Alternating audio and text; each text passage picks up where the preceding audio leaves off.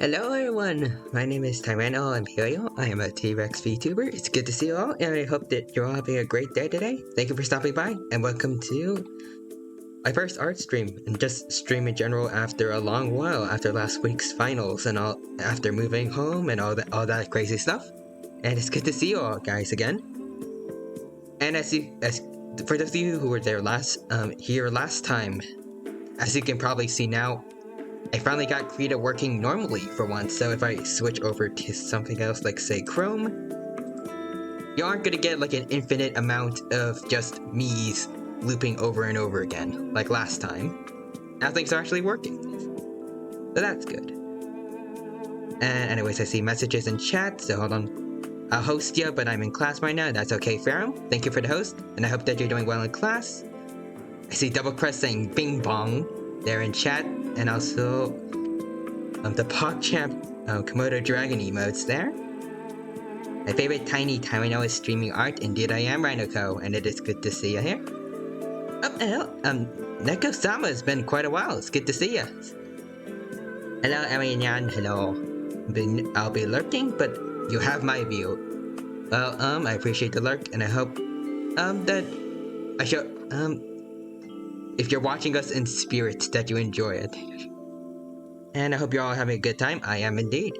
And I hope that you're having a good time as well. I did not have the best time last night because, I think I might have had a virus on my computer earlier. Because so for some, actually, anyway, I already started with the story anyway, so I'll just say it. So last night, recently I've gotten into this, series, I think it's called like Seton Academy, because I remembered it back from I think like 2019 or something, when back when it was like a really big kind of hit for its anime. So I heard that there was a manga. So I went to probably not the best website to go read the manga and see what that was all about. And it's the usual kind of pirating site where there's random pop-up ads that you just gotta exit out of, but for some reason, last night, one of them just kind of randomly, like, auto-downloaded something. I think it was called, like, Your File is Ready iOS. And I got rid of it after I restarted my computer, because it wasn't letting me earlier. Like, whenever I tried, it said, you can't do it because it's open in the system. After restarting it, I was able to put it into the recycling bin and get rid of it, but I'm still kind of nervous. It's still kind of like lingering around in my computer and I don't know. So that was fun. But yeah, hopefully all is good now and my laptop isn't in any danger.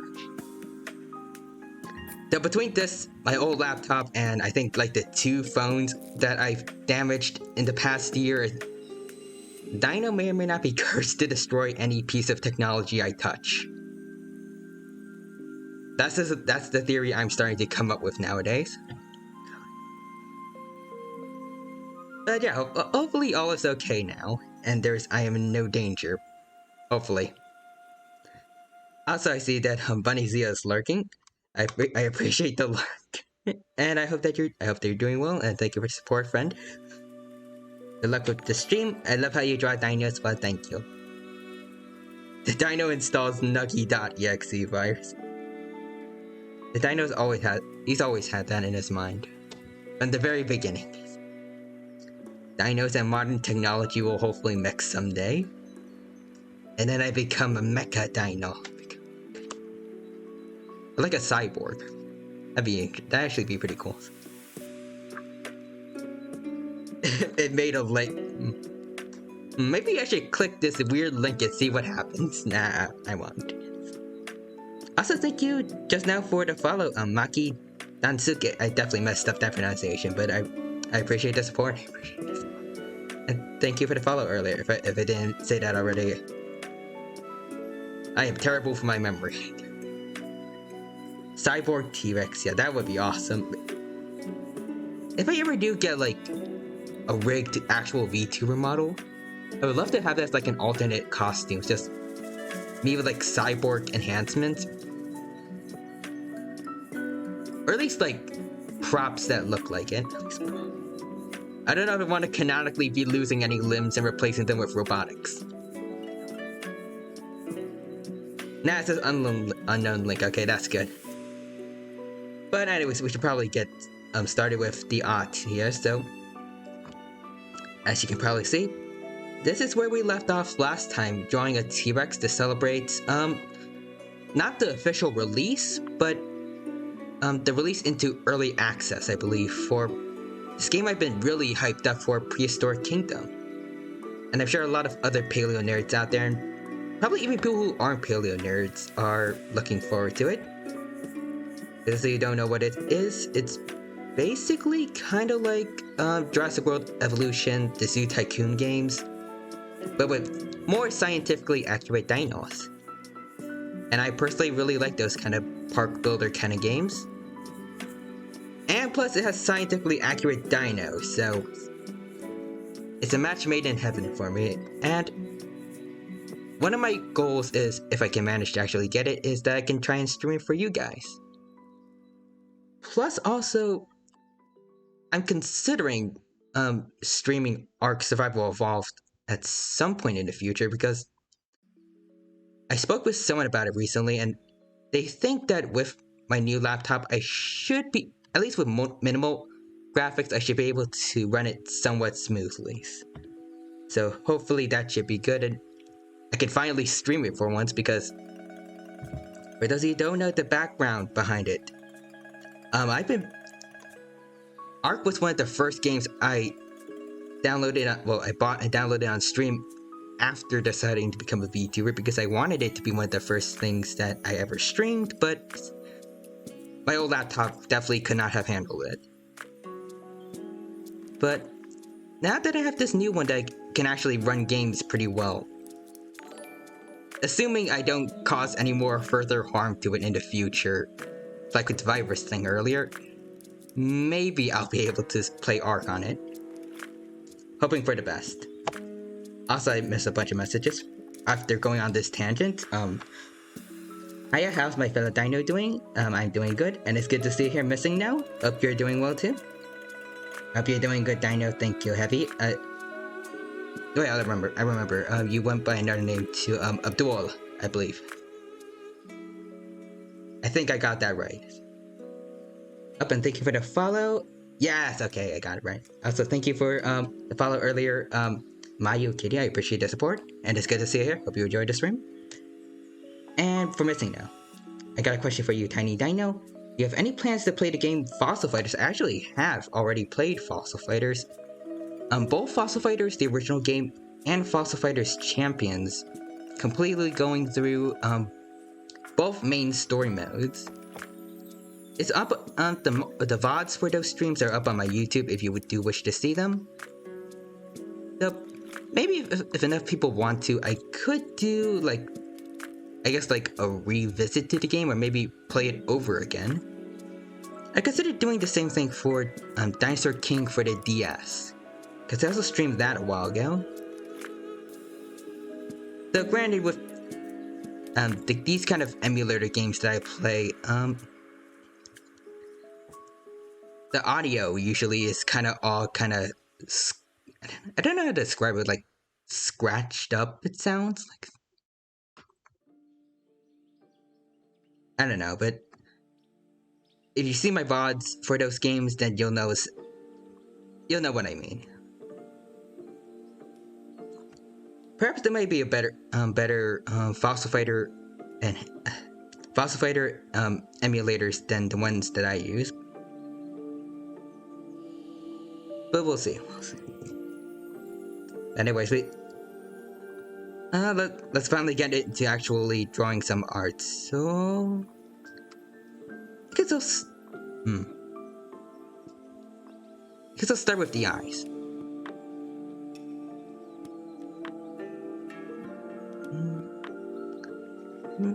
Let's see, how does this look? Actually, I want to look at this as my reference. Alright. I want something more circular animals. So I think maybe I should move the eye crest here, well, the eye ridge kind of further back.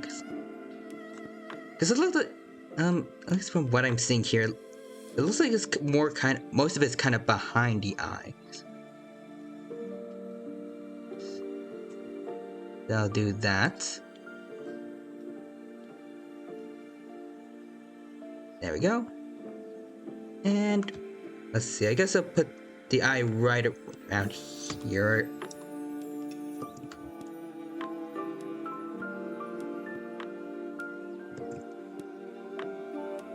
My stylus still has this weird kind of thing where it has a delay until I move farther away enough. I don't know if you guys can notice that.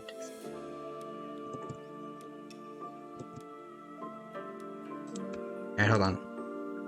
I'll get a stabilizer and I shall do this instead.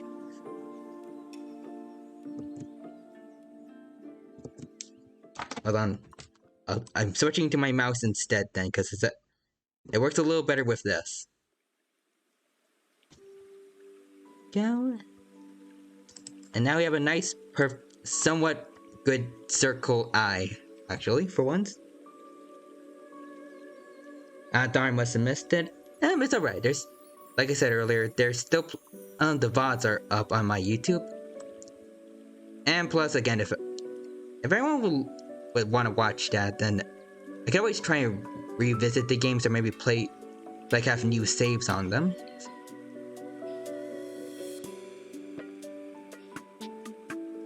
Or maybe I can play that third Fossil Fighters game if I can find a good emulator for it.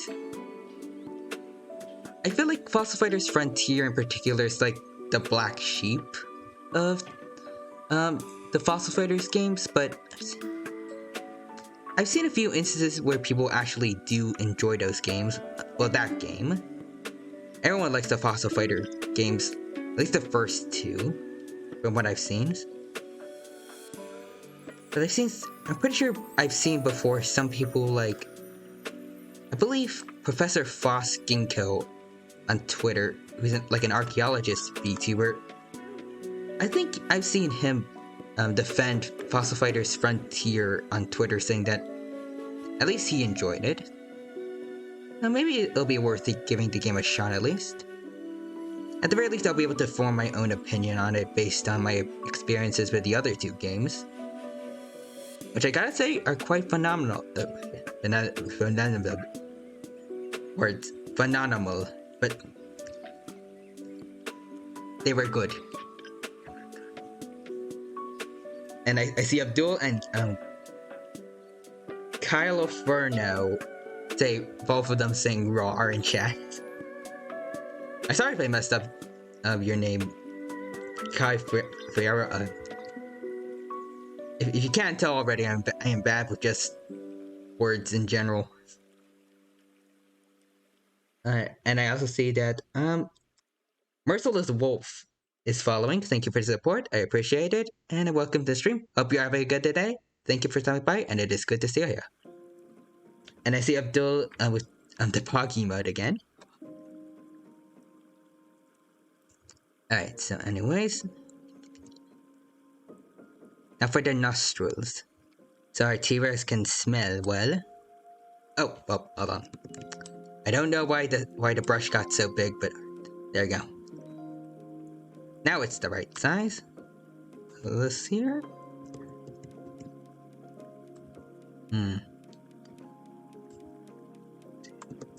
I'll do this. I think that'll look good. Now let's see.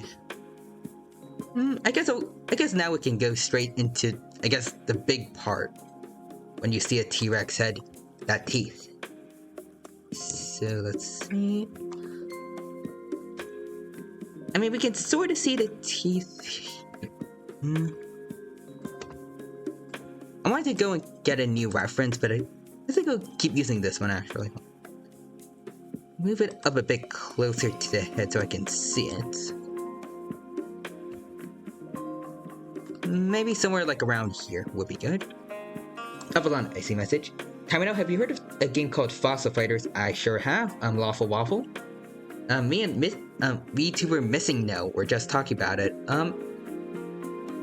It's a monster collect and battle game like Pokemon with dinosaurs instead. Yep. I actually played both Fossil Fighters and Fossil Fighters Champions a long while ago, and I've actually gone through the main stories for both of them. But as I was saying earlier, I haven't played the third game, Fossil Fighters Frontier. I know a lot of people who are really into Fossil Fighters say that it's probably the least best of the three games, and some people hate it outright, but I also seen some people actually defend the game and say that they had a good time with it, so if I do ever get the chance, I would like to give it a try.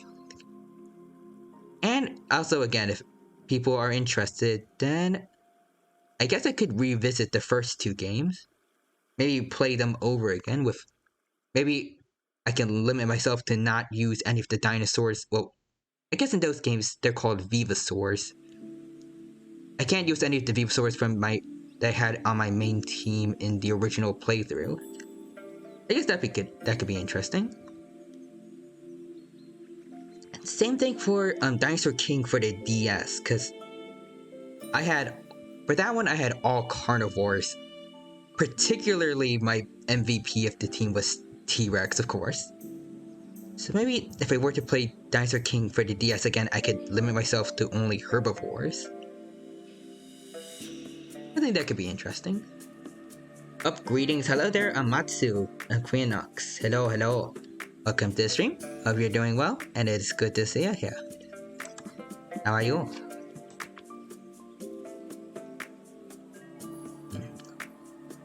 See, I'm trying to move the reference somewhere I can sort of see, I get a good look at the teeth while working on this. I think this will be good. I'm doing as well as can be, that is good to hear. And I hope that it stays that way.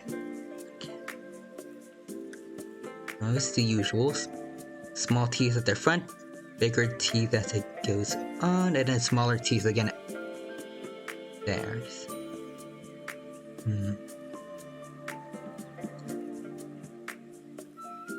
I was trying to look at the head shape and see if I'm really doing it right.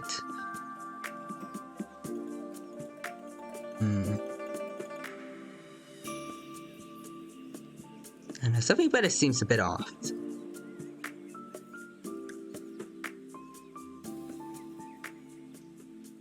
Let me get rid of this and see how it looks without the reference.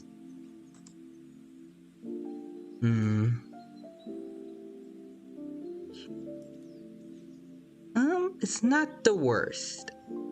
I feel like it looks a bit off though. Maybe if I raise these higher up, possibly.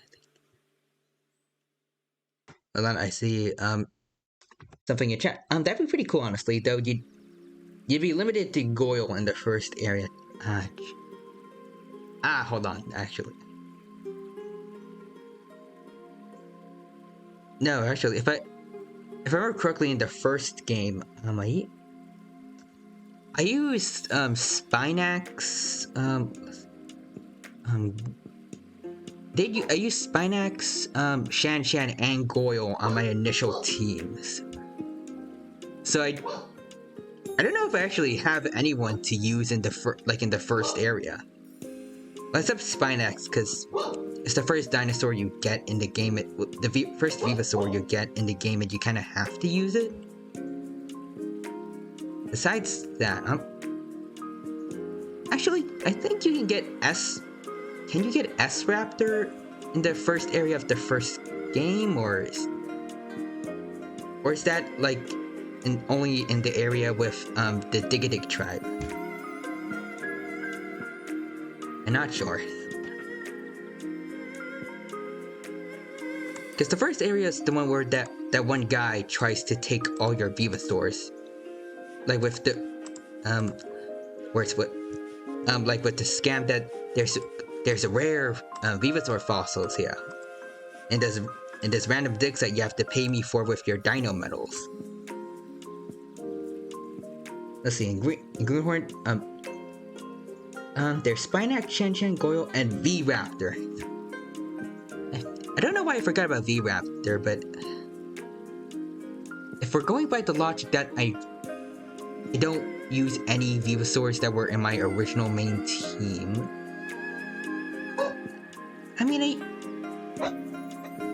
I only use V-Raptor for a little bit. Maybe I could be lenient with myself for that, maybe. Okay, so S-Raptor's in the second area. Alright, I thought so. Is that the same thing for Metriacanthosaurus? I'm not sure.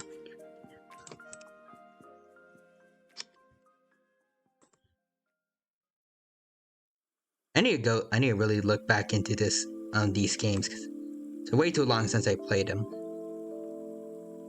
I guess except for Champions, because I did go revisit it recently, just so I can end things off, I guess, on a high note after finally getting a T-Rex. With a full skeleton too, by the way. Because for those of you who don't know how the game works, I guess like they get their maximum potential when you have all 4 of their body parts, as in the head, body, and then arms and legs. So that I was able to actually get that during that one Fossil Fighters Champion stream I had, where my sole goal was to get a completed T-Rex. I don't know if I ever got the chance to like actually use it in battle and like showcase it. Maybe we can do that in the future. You gonna be posting on this butte on Twitter? I might be. I'll definitely try to post it on Twitter when I fully complete with it, but it may take some time, and I don't know if we'll complete it on this stream, but I'm sure gonna try at least. I need the reference back on. Let's see. I want to see approximately where the eye would be. Kind of around where the lip flap kind of thing here is. Not really a lip flap. It's kinda around here.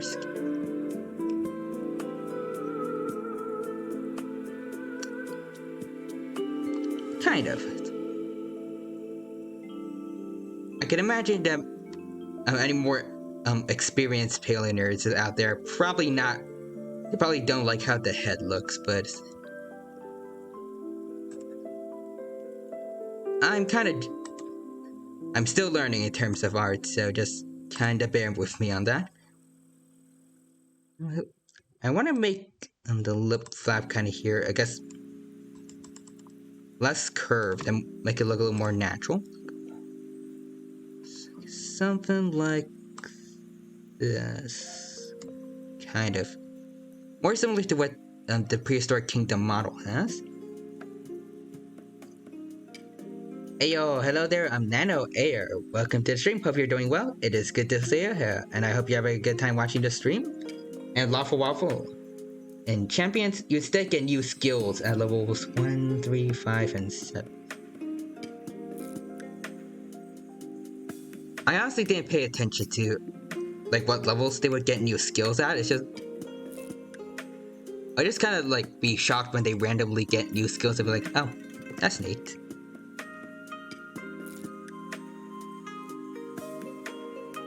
I think I was able to get all my team members to rank 20 by the time this I was done with the main story and everything. I remember I also had, I think, it might have been a car or something else. It was, I know it's some theropod.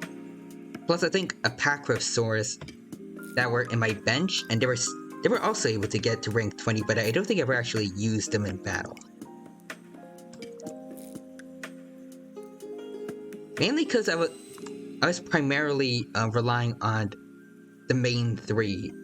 It was, I think, it was Arostion who ended up evolving in, well, I guess super evolving into, I forgot his name. I don't know why I forgot.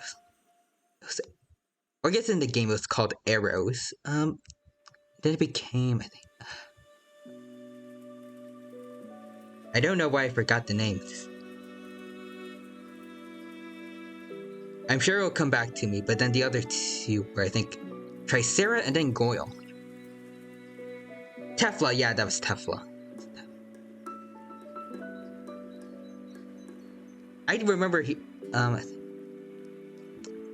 Tefla pretty much carried around my entire team, and the other two were really just there for supports. Except on the few occasions where Tefla did manage to get beaten, Tricera usually had enough attack to take out whoever was left. Except this one time where I was facing, I forgot his name, but it was kind of like your rival in Fossil Fighters Champions. I want to say Silver because he reminds me of Silver from Pokemon, but that's not his name. No, it was Rupert. In that instance, I remember Tefla and Tricera managed to get taken out, but Goyle, in spite of, I remember it was really, really bad with attack, but it was somehow able to take out the last one. I forgot what his team was. I think it might have been all Gigas or something. But that was fun. And I would love to revisit the game if I ever do decide to do that. Hold on, I'm using the wrong brush again.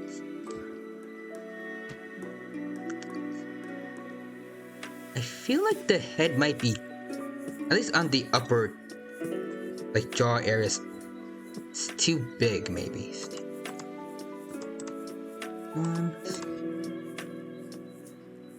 If I lower it down, maybe I'll like it a bit more. Hold on. I'm gonna try using this one instead. Oh, hold on, I'm missing a lot of stuff in chat. I see Green Bee there. Taiwan stream, maybe a Taiwan stream indeed. And it's good to see that you made it here, Cream. I hope that you're doing well, and it's good to see you here. And I see the animated email by Abdul there. And Nanoer again. Dino drawings, let's go, yes. All the dino drawings are, at least this one dino drawing for today. I'll probably want to do more in the future, since it's in honor of, I forgot what's it going, it's in honor of the early access release for Prehistoric Kingdom, so I'll probably draw some more dinos that are featured in the game later, if I ever do get the chance. Possibly, I know that they have a woolly Pachyrhinosaurus, so maybe I'll do that, because it's kind of debatable. Like, some people really like it in the paleo community, some of them really hate it. But for me, it's kind of like feathered T-Rexes, and also I'm trying to think of another example, like Acrocanthosaurus, but with like a fully developed sail. Even though it's scientifically inaccurate, those designs I usually really like.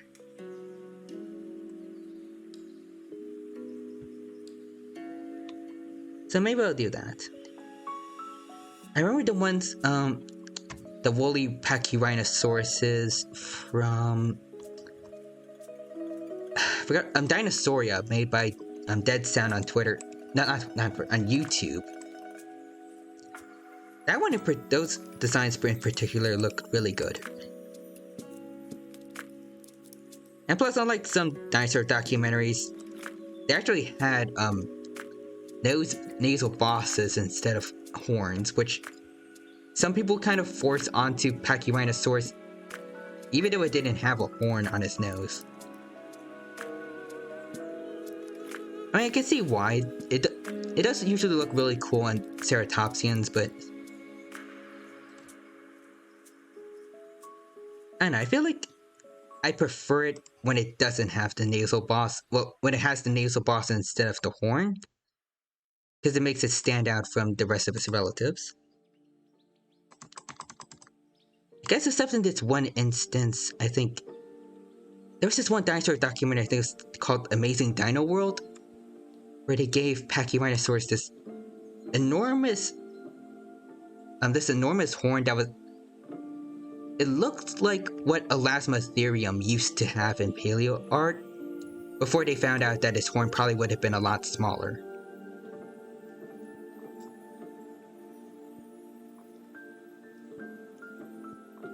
Honestly, paleontology and some of the media used created from it, they get a bit wacky. Especially with dinosaur documentaries. There's a lot of interesting hidden gems there if you look deep enough into the internet.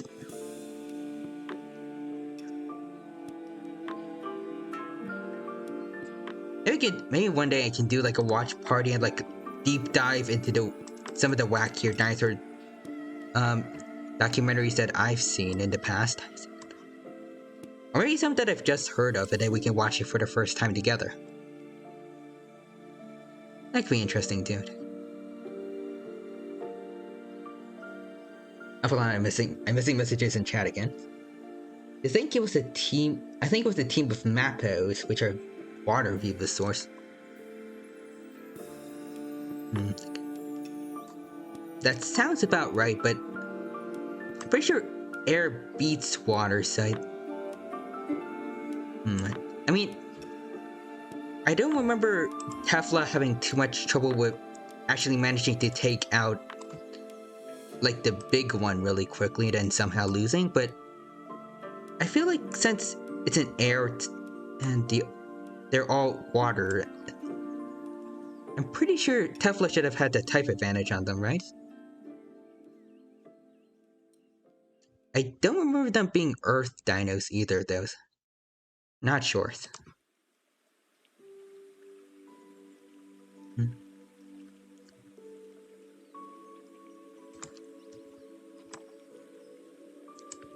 gonna try and maybe shortening the snout a bit, though. I don't know, something about it still doesn't look quite right. So we adjust this, move the nostrils back a bit. There we go. Yeah, I think this would be a good position to put it in. Oh. Wait, hold on. Maybe it's more... I'll put it a little higher up on the snout. Around here like this.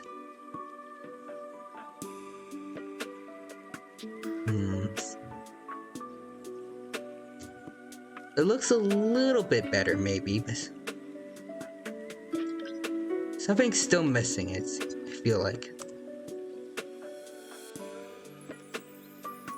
I think maybe it might be around here, actually.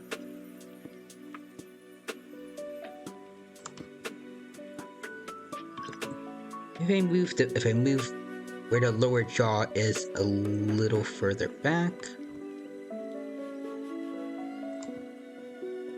So maybe if I make it more narrower in general, actually. Maybe that'll look a little bit nicer.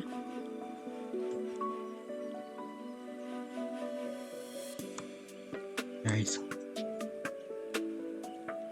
rid of this.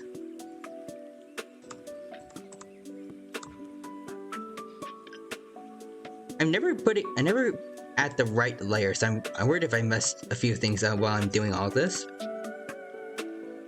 Any eagle-eyed viewers in chat can let me know if I put something in the wrong layer or not.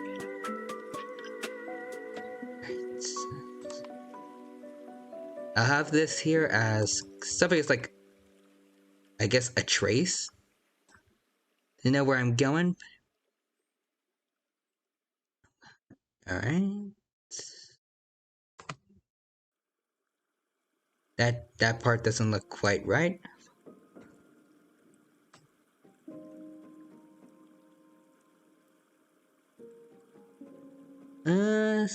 No, hold on. I want to change this one up.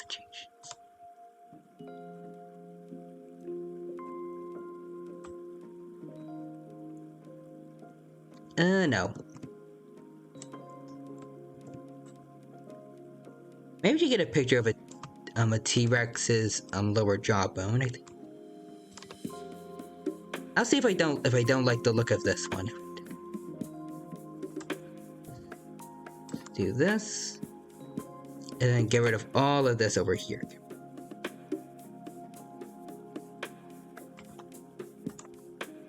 I'll make this a little bit bigger.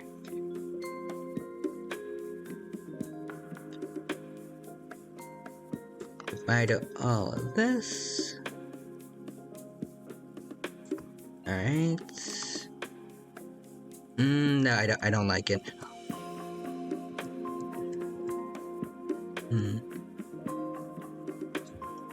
Alright, I gotta look at a T-Rex skull and see what I'm doing wrong here.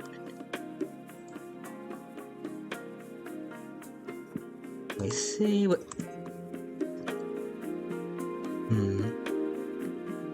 Trying to find a good picture. Ooh, this one looks good. This... Put this over here. Alright. Let's see.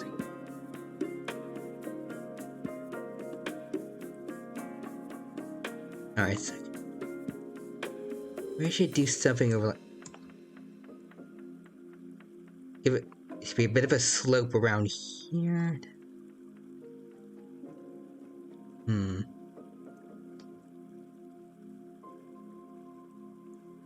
Alright, I think I have an idea of what I want to do over here. Possibly. I'm just kind of experimenting and seeing where this will go.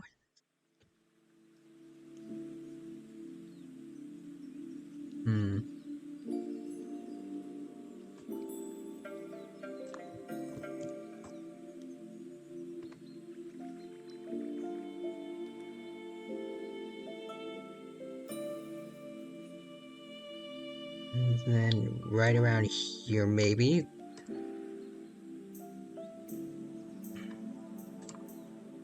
Maybe I'll move it. I'll probably move this a bit further up because I feel like it's too far away from the rest of the skull. Probably shrink it down a bit too.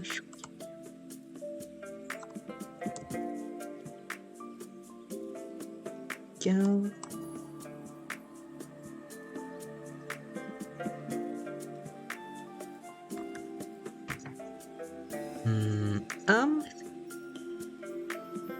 I think this one looks good now. Possibly. And we connect it over here.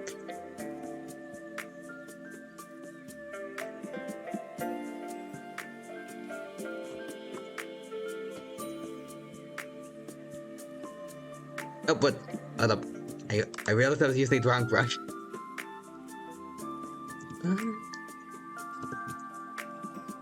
There we go. Get rid of this. Go, and I think it looks better than what I had before. I want to change something up over here though, maybe.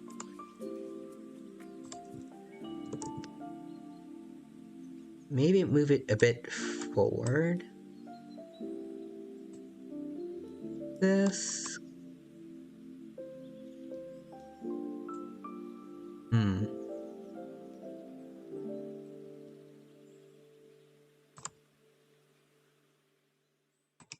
Alright, deselect. Made it lower around here.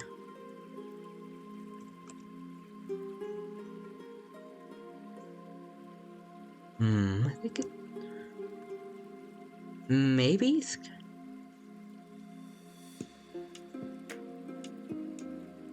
It's looking better. Okay.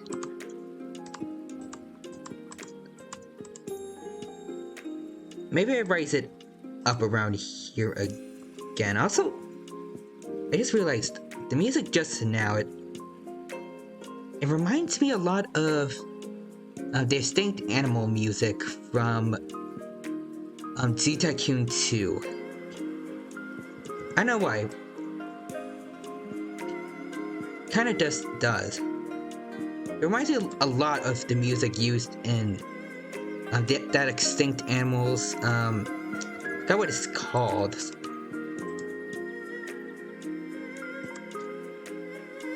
It wasn't called DLC back in the days. It was something else. Extra packs, or I'm not sure.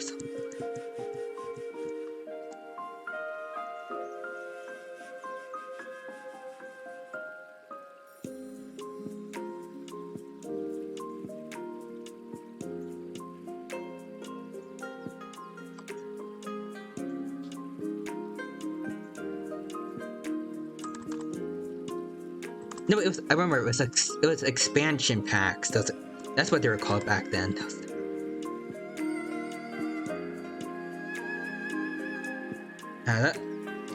That reminds me of the good old days. When DLC was kind of like back when they were called expansion packs. When they could be released as like their own unique games as well. Those were good times.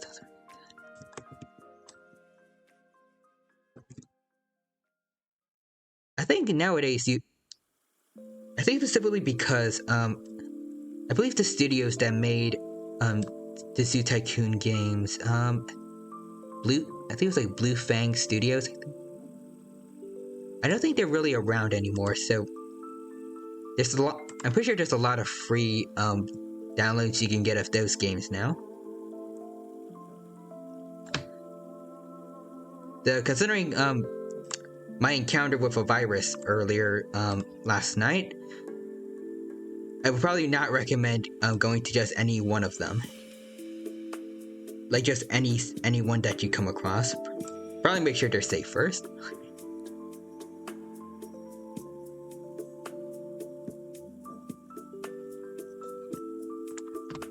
I was not that way when I was a little kid, and I would just download any dinosaur mod that I could ever come across for Zoo Tycoon 2, and those times I probably downloaded quite a few viruses that were actually successful in messing up my computer. Those were not fun days. And as those of you who've been around since the beginning could tell, me and technology go way back. We've never really had a good relationship. Well, either that or it's kind of more one-sided, where I just destroy every piece of technology that I touch.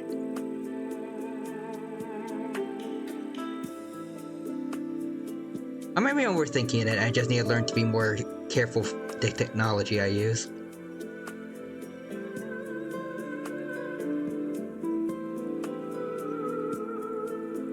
Alright, I think it looks good now.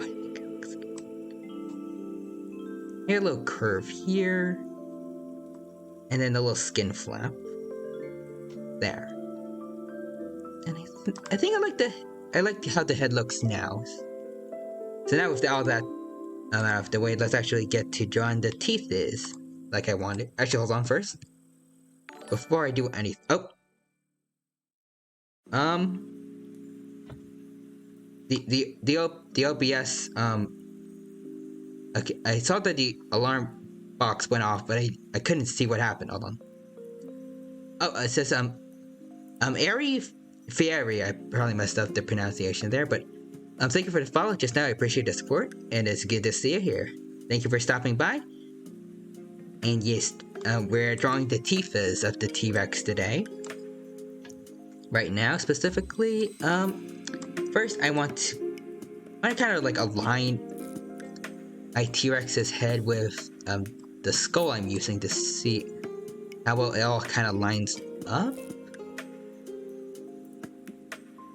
You got it right, I think. Well, maybe if I need to scale it down a bit. Try to angle it, I guess, in a similar ways. It kind of fits. If we're assuming this is the top of the head, then the slope isn't big enough really around here. The jaw needs to go higher. And the lower jaw probably needs to be a bit bigger.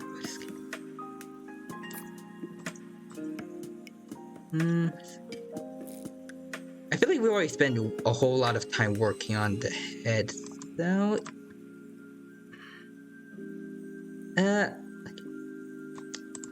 gonna make one more little change, but then the rest I'll keep, and then we can actually kind of keep moving forward.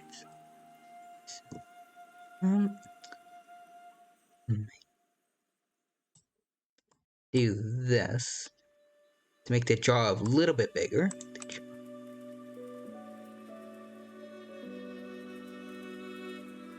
Reconnect everything over here.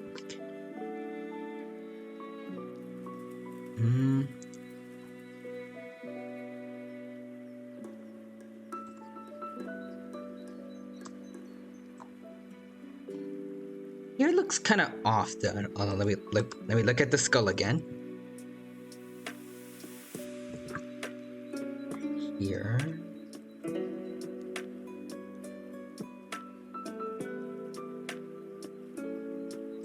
Alright. Next things are right around here.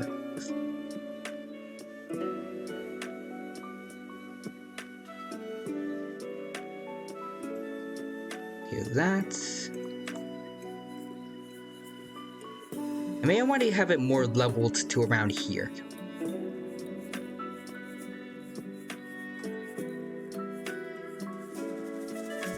Nope.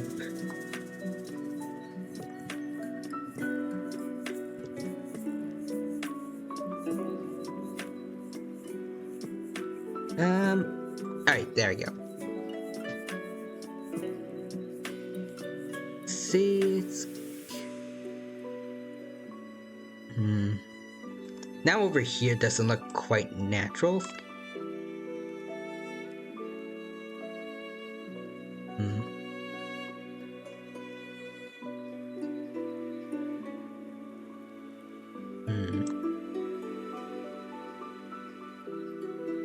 Maybe if I do this.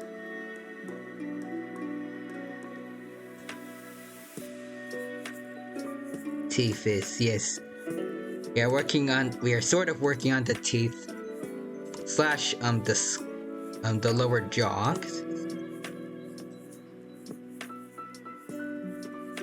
Let's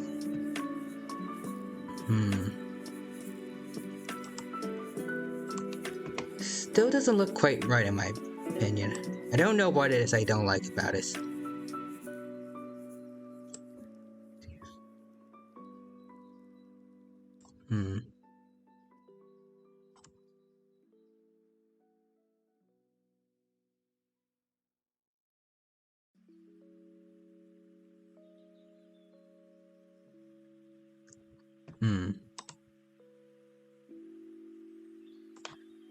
Maybe a little more around here.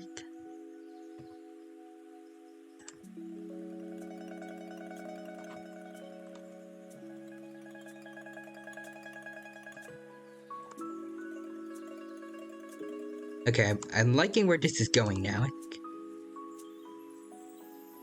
Just I need to connect these two, right? And it's...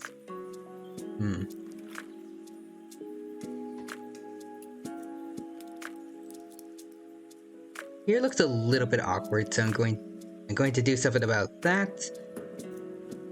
But once I think it looks at least decent, I'm going to... Okay, this looks good. I'm going to leave it as it is. Otherwise, we're gonna be here forever. All right. Okay, maybe if I increase the size of the jaw right around here. Alright, I think now I am good. So let's pull out the reference again. And let's see. Hold on. I still have the skull here, so I'll use that to draw the teeth is. Okay. Small ones. Alright.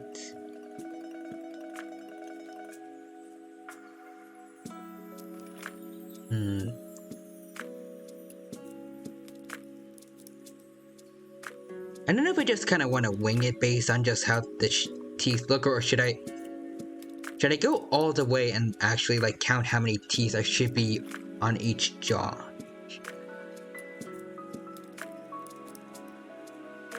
I'll go the extra miles. I think that's 1, 2, 3, 5, 6, 7, 8, 9, 10. And I'm counting the rest on the other side. 11, 12, 13, 14, 15, 16, 17, 18, 19, 20. I want to look up how many teeth a T-Rex has just to be sure I'm counting accurately.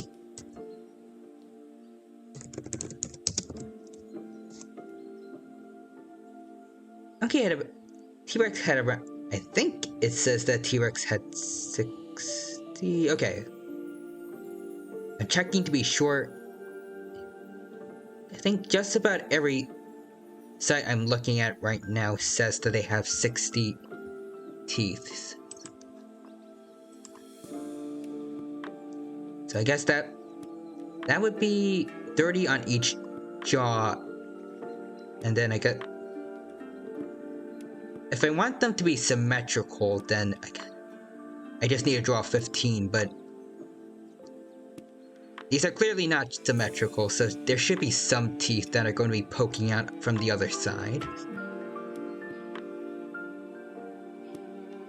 So I need to think about how to do that.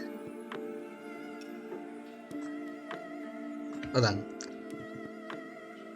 First, right around here.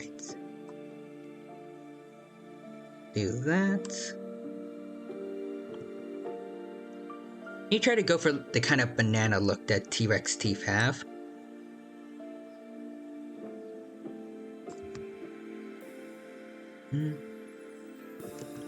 Looks good, maybe a bit too big though.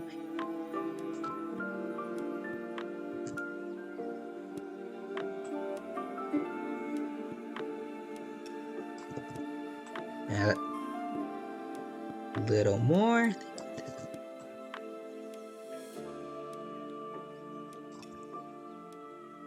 We should put a little less curve on it.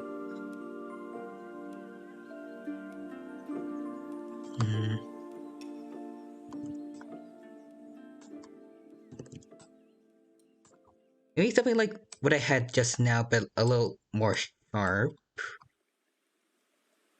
I think that's good. And another one right over here.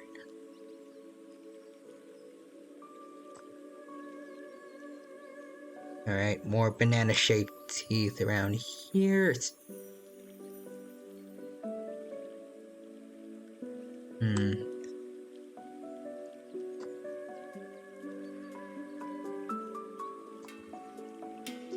They look too narrow.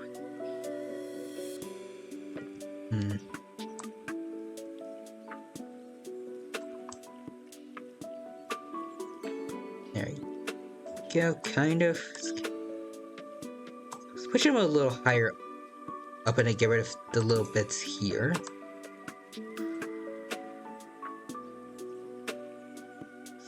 Yeah, that looks... Okay, so it looks a little bit better now. Maybe make this one a little bit thicker. Because these are supposed to be thick bone crushing teeth. Unlike what most other theropods had. So let's do this.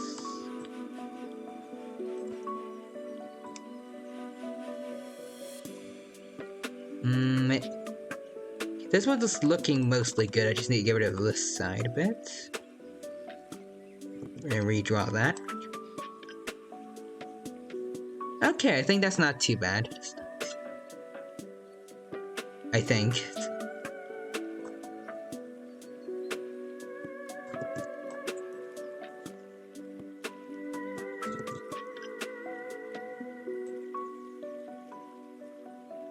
Alright.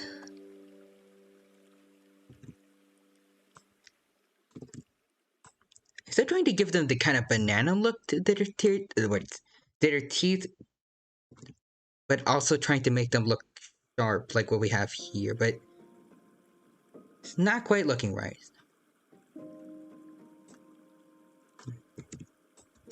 Try to adjust this one a bit again. That looks about right. And now I'll put a little tooth right around here so I'll know exactly where I want to be stopping at. Yeah, there we go. Some larger teeth right around here.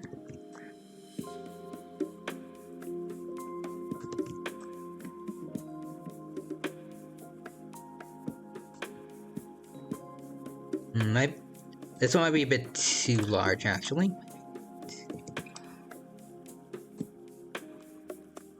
There we go. I think that looks a little bit better. Still might be a bit big, actually.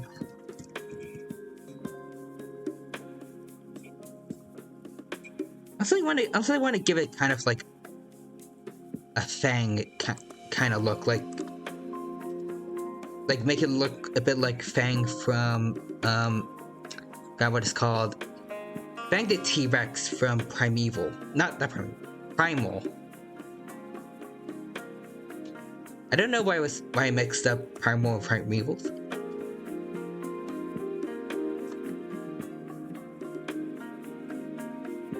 But yes, I guess both those shows I would like to actually watch at some point. I saw the first few episodes of Primals, but I don't know why I didn't keep going, because it is a pretty interesting show. I wanted to see where it kept going from there. And Primeval, I've never gotten the chance. Partially because I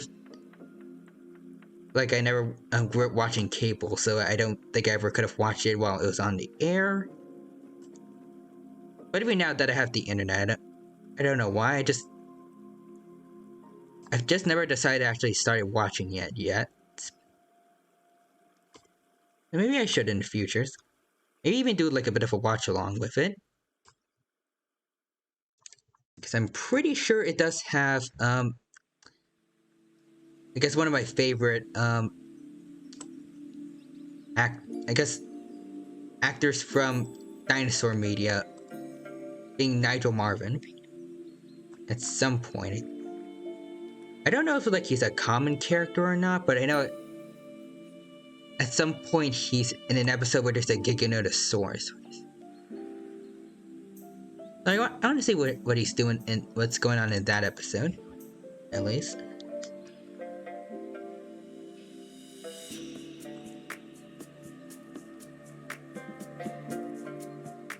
Alright, looking at the teeth.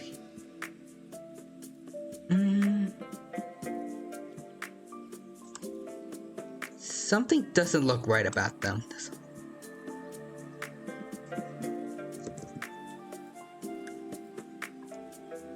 I'll do this again. I thicken them out again.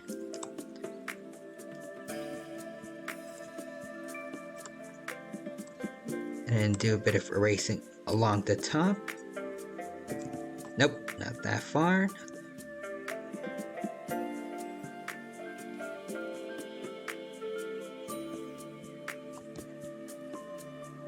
Alright, so we got the first set of teethies done. Pretty much. Onto the bottom row. Hopefully these turn out good too.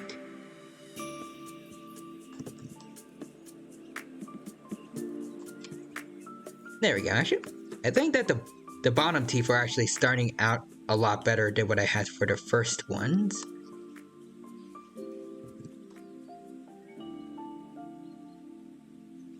Yeah, actually kind of looking, I like it more like this.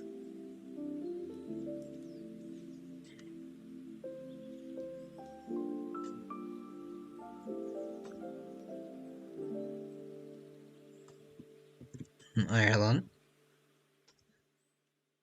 There we go. Might be too long there.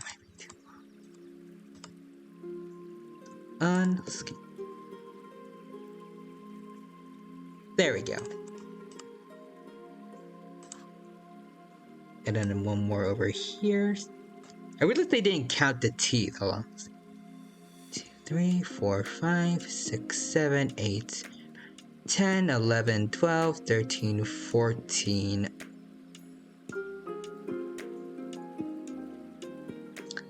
Okay, I mean, I guess...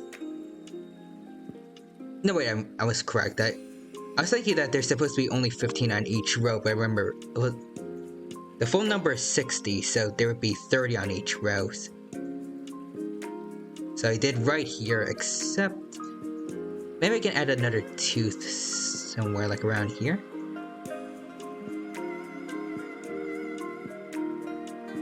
Or maybe over here, actually. Put another tiny tooth there. 5, 6. So we need to fit in 9 other teeth here. And then we need to make more kind of sticking out from the other side as well.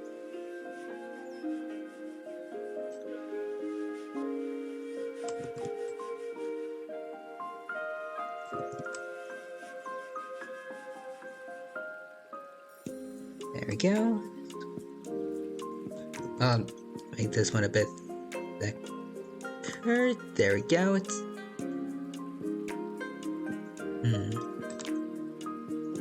Alright, I think I like it, but maybe I'll make it a tiny bit slimmer. Ever so tiny, ever so slightly. Let's see, that is 8 now. So we have 7 more we need to make. Alright. 6 more. 5 more. We need to start making them a bit smaller as we're getting closer to the edge of the jaw. 5, 4. Redo that one. 4, there we go. 3. Nope, hold on. I think I want to have it a bit more angled now since the jaw is moving upwards. 2 and 1. Alright, let's see. Okay, it's not bad. I think I still do actually kind of like the teeth on the bottom jaw more than the ones up top. But yeah, I think right now this is kind of the completed baseline for my T-Rex, I guess. If anyone wants a change to be made, I guess, let me know in chat. Otherwise, I guess we can keep going on with this. Oh, Abdul is leaving. I gotta go, Dino. See ya, chat. See ya, Abdul. And thank you for stopping by. It was good seeing you here. It's nice talking with you, and I hope to see you around again sometime. And take care.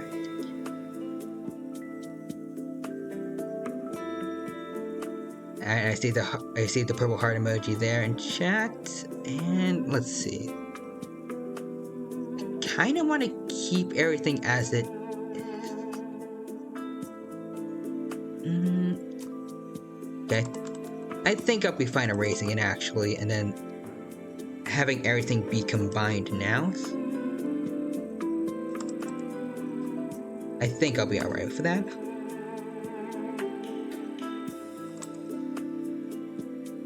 Alright. I'll keep the teeth separate just to be safe. Alright, so gotta name that layer so I don't forget.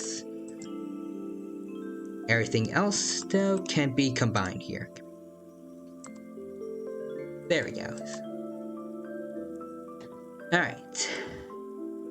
So I guess I can get started on coloring now, maybe, or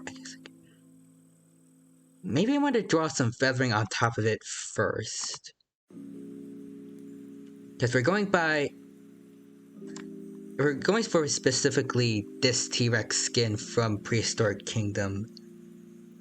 And I probably do, because I do like feathered T-Rexes, then I guess we can start drawing with drawing that first.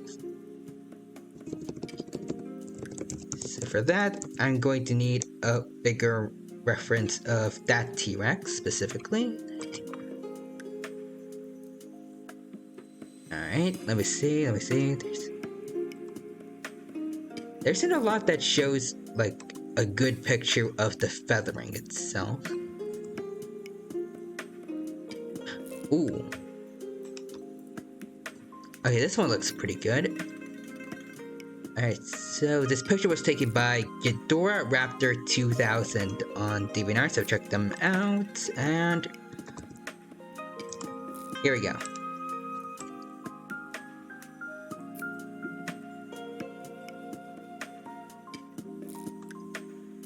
And perfect. And gotta say, I really love how the game is looking so far. I love the game's style in general.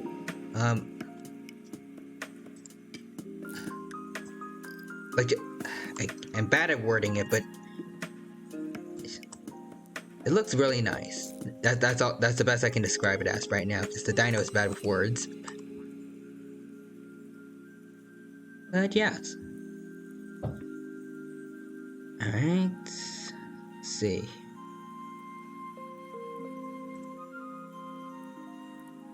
Nice. Starts around the top of the head. It doesn't go past the eye, but some of it kind of hangs out around the side of it. Some of it's on the lower, a bit on the lower jaw there, and then the rest kind of just hangs around the top, except over here, around where the tail begins. So not too dissimilar from what my T-Rex design is like. I guess I can show you guys that. Hold on. Give me a sec. Oh, here's my T-Rex form. There it is. Maybe I'll give this a redraw at some point. Because I don't really have anything set in stone as to what my T-Rex dino form is going to look like at the very end. It's just kind of my current thought of how well, not current, but how I thought it should look back when I was drawing this to celebrate, I think, my 1K special. So I think I want to improve on this. I don't know if I want to change the colorings at all. I probably do. And maybe find something else like to, I guess, give dino form me some flair, I guess. Maybe have some bands on my tail or some stripes, I'm not sure. Maybe speckles or something like on my snout or I want to give dino form me a more interesting appearance. I guess something like how creative Prehistoric Kingdom skins can be. Like it's got bands on the tail here, little speckles along and stripes along the sides, and little markings over here on the snout, stuff like that. And also I see Solid Snook 19. Hello fellow creator user, hello there my friend, welcome to the stream. Hope you're doing well. It is good to see you here fellow creator user indeed. And I hope that you enjoyed the stream.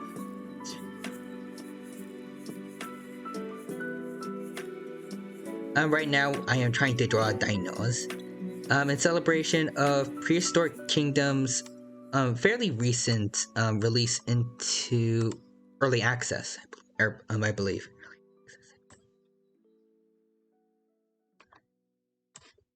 And so for that, I'm going to try and draw their feathered T-Rex, because feathered T-Rexes are one of my favorite designs for a T-Rex. Even if nowadays they're not considered scientifically accurate. And I can sort of say the same thing for the woolly Pachyrhinosaurus they have for one of their skins. I mean, technically, while there's no evidence of it, it's sort of... It is some grounded level of speculation, since I believe some early ceratopsians like Pistachosaurus, they had some quilts, or not quilts slash proto feathers, on around like on their tail and such. So it wouldn't be impossible. It's unlikely, but it's grounded on some level of science. And even if it isn't real, I think it's an interesting look for them. But besides that, we need to get to drawing some feathering for this dino. So...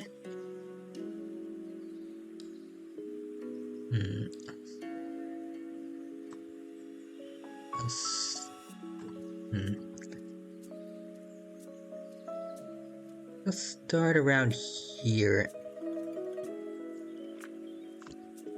It doesn't go... It goes along the side of the eyes. Maybe something like this would be good.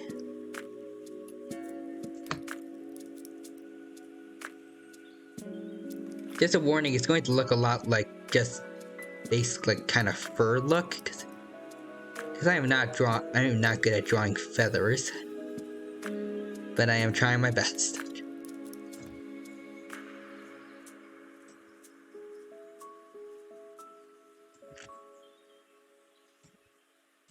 And let's get rid of this here. Alright. And let's see, where does it stop at? Around the tops. Goes here. Alright. Funny, since the last thing I drew on Krita was a Rex. Ooh, I see. Might I ask how it what it looked like? Like, was it scientifically accurate T-Rex? Was it a T-Rex based on, like, say, Jurassic Park, or maybe from another form of media that you know? Accurate T-Rex. Ooh. Kinda interested to see what it looked like, actually.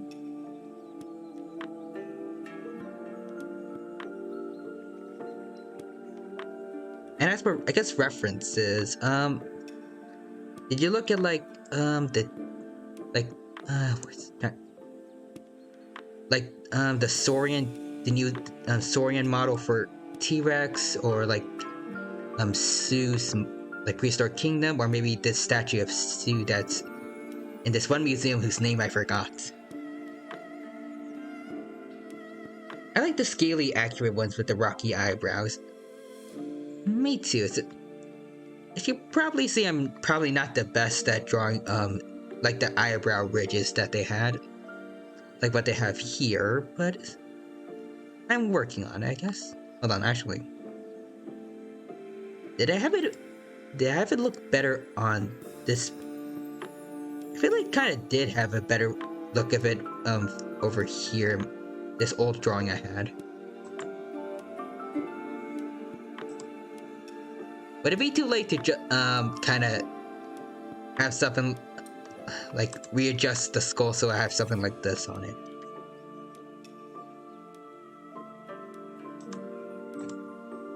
Nah, it should be fine. So, let's... Here's...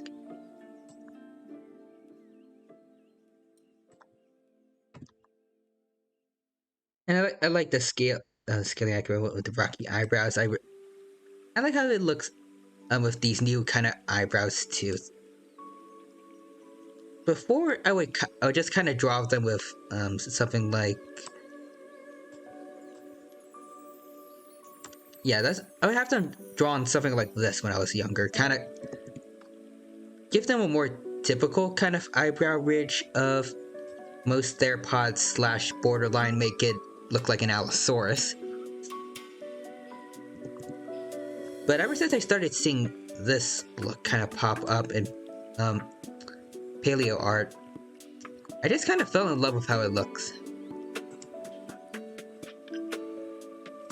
This is an interesting look to it when it's like this.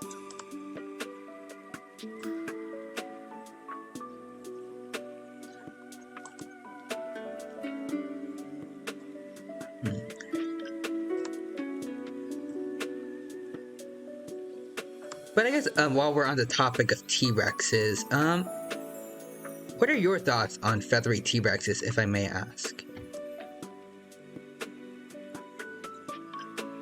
Personally, I mean, T-Rexes look cool no matter what, but part of me actually, for some reason, kind of prefers the look of feathered T-Rexes. I guess mainly because before, like during the early 2010s when I was learning that T-Rex might have been feathered, I didn't really like it, but as time went on and I started looking at it more and more unique, good-looking designs of feathered T-Rexes started popping out. Like Saurian's old look for their T-Rex.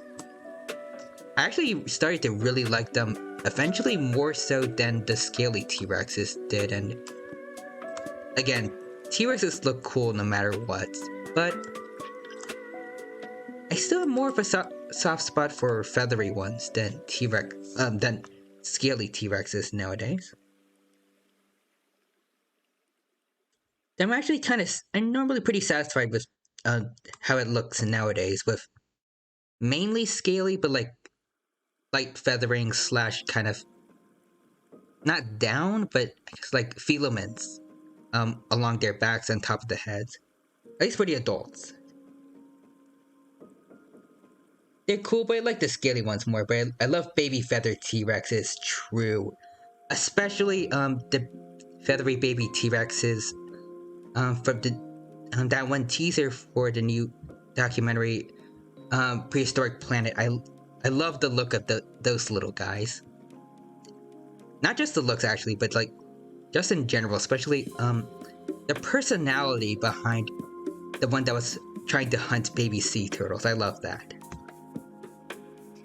You can imagine all sorts of cool feather colors and patterns.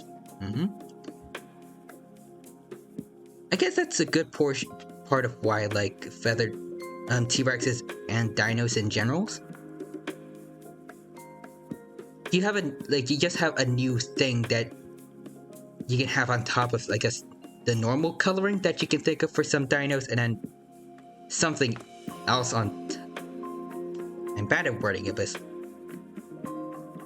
I guess it's just like a little extra flair, is what I'm saying, that you can add to their designs.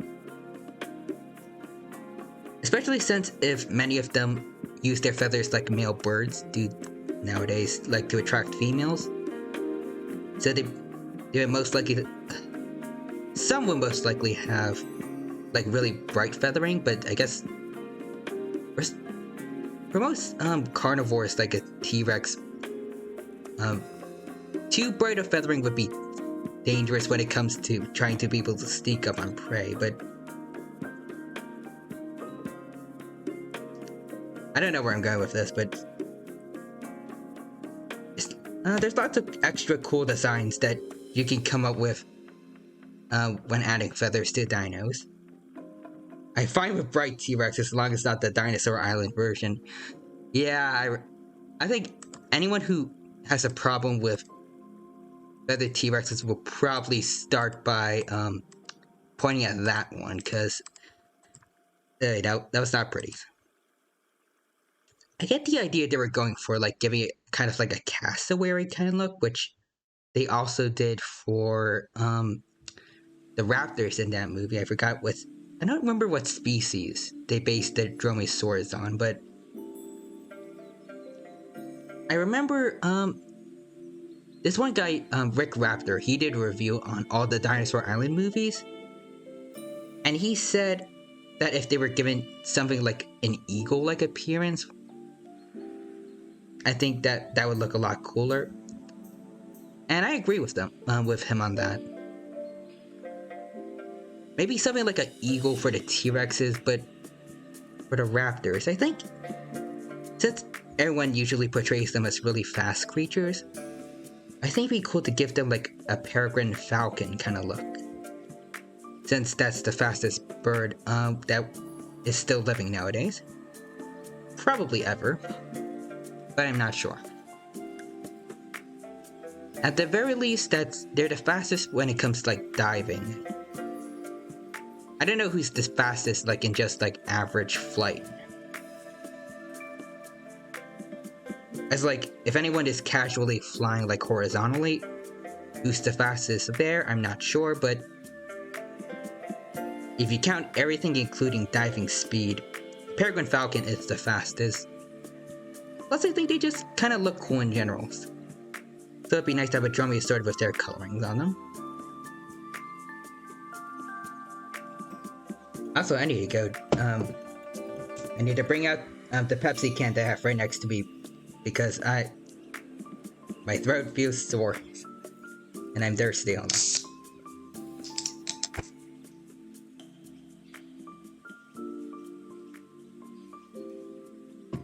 Okay, much better. Alright, so I'm missing a few people in chat. Meow, I mean wolf. Hello there, Secret Shinobi. Welcome to the stream. Hope you're doing well, and it's good to see you, my friend. Hope you're doing well, Ninja Buddy. Anyways, I see, Solid Snook. Which is one of the more annoying trends I see, that Jurassic Park follows making all the dinosaurs the same color. Yeah, it's like the Minion and its feathered dinos and the OG Jurassic Park Raptors and T-Rex. And I love Rick Raptor, me too. He's a very underrated content creator. I specifically like everything he does, especially particularly his dinosaur documentary / movie reviews. And I also really liked the music video he did fairly recently of We Don't Talk About Spino, which is pretty obviously well, not like pretty obviously, but most we could probably tell by the name. It's a parody of We Don't Talk About Bruno from Enchanto, and I really enjoyed that. But back to what you were saying earlier about the Jurassic Park movies and their designs. I can agree that in the Jurassic Park, especially in the first movie, well, actually no. In the first movie, they were trying to go a bit with some distinct colorings for some dinos. I know they kind of doled out Rexy in Jurassic World, like making her all brown, which I don't dislike. I think it still Rexy looks cool no matter what. But in the first Jurassic Park movie, if you look at Rexy like in broad daylight during that Gallimimus attack scene, you can see that she had like a few darkish blue kind of stripes around her. That ended up getting removed, unfortunately. And I guess there's also Lost World sort of fixes it. Plus Jurassic Park 3, where they sort of had distinct colors. I think the bull from Lost World and the baby, plus Jurassic Park 3 T-Rex were all at least green. So there's some color distinction between them. And I know, actually in this one Jurassic World Netflix series called Camp Cretaceous, specifically season 4, I believe, they introduced 2 new T-Rexes, a mother and a daughter duo. I don't really like the names, but I believe they're called Big Edie and Little Edie. Big Edie obviously being the mom and Little Edie being the daughter. And I remember that they had fairly distinct color palettes, so you could distinguish who's who as well. I think the mom was like a darkish blue. But yeah, I like that they were able to give them at least a significantly different color scheme from most other T-Rexes in that franchise. And in Jurassic World, they went they went out of their way, I guess, to make the raptors look distinct from any other raptors in the past Jurassic Park movies. Well, actually, I guess it's hard to tell them amongst themselves sometimes, but obviously blue, especially with the stripes that she has. She's different from every other raptor in the entire franchise. I know Echo, I think she canonically has like a scar on her jaw from fighting Blue when they were younger. So that, at least that's something that makes her distinct from other raptors as well. I don't remember what Charlie and Delta had, but I remember someone on Twitter saying that they did have some distinct looks to them. Like, if you look closely, they have I think unique head structures or something like that. There was apparently something special about them that made them different from each other. I don't remember what it was though. Plus, also for distinct raptors, the tiger kind of raptors from The Lost World look awesome. And also the Jurassic Park 3 raptors, where they were the blue and I think like slightly reddish also males with the quilts on their heads. Plus the female who was mainly white with black speckles along her body. I think that looked really good. And I need a moment to take a breather because I went off on a tangent for quite a while there. And I need to see messages in chat. I don't remember if I said this already, but thank you to Red Sun on 3 for the follow just now. I appreciate the support. They are called that, yes. I believe you're talking about the 2 T-Rexes. And there are also some yellow raptors in Season 4 of Camp Critique. Ah, I see. I didn't actually see the full thing, like the entirety of Season 4. I've seen clips, and that's how I know about the names of Big Edie and Little Edie, but I haven't got around to seeing the actual episodes of the 4th season. And I probably should, because I'm pretty sure they've already started releasing trailers for Season 5. Which is apparently the final season. So I need to get on that. Also, hi Red Sun. Sorry this was a bit late, but it's good to see you here. Hope you're doing well. Welcome to the stream. Hope you have a good time here. And let's see. Raptor designs are often a mixed bag in general. True, it's a delicate kind of balance. Like, they can either look absolutely amazing or abominations, I guess. They look like Land Before Time raptors. I guess some of them kind of do. I'm trying to think of good examples. Like, I think the Dinosaur Island raptors, well, dromaeosaurids, because they don't know the exact species. Those guys were not the best. On the other hand, I guess I'll point to Saurian's Dakota raptors. Those are interesting and good-looking designs. And then going back to bad designs, I think there was raptors in this fairly recent Ice Age kind of side series. I don't know too much about it, but I know the dinosaur designs in that one in general were not the best. Oh, hold on. Oh, hello there. Super Smokes, thank you for the raid just now. And also the host. It's good to see you here. Thank you for stopping by. I hope all of you are having a good day today, and I hope that the stream you all came from just now was super fun, and that you had a good time there. And I hope you all have a good time here as well. Right now we are drawing a T-Rex in honor of Prehistoric Kingdom. Experiencing its, well, fairly recently experiencing its early access release.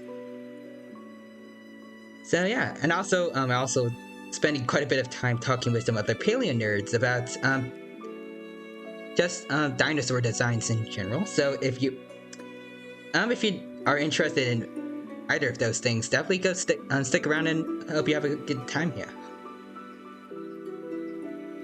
Hi, you're welcome. It was fun. That's good to hear. Nice. And may I ask, what were Super Small says, what were you guys doing in the stream that you guys came from, and did you guys have a good time at all? Like, were you guys playing a game? I totally had a dinosaur face. I mean, what are you doing when you're younger if you don't have a dinosaur face? Like, what are you doing? I was watching In Space with Markiplier. Ooh. Part 2. I see. I mean, when you're a little kid, it's either dinosaurs Space, policemen, trains, firefighters, or nothing. There might be some other things that I'm not thinking about. I mean, dinosaurs are definitely one of, like, the big ones. Also, I need to go back, because there's a lot of messages I was missing in between, the raids. Oh, I see, Lizzie's, some cat, animated cat emotes there. Let's see. The raptors from Land Before Time 3 are basically the Lost World raptors.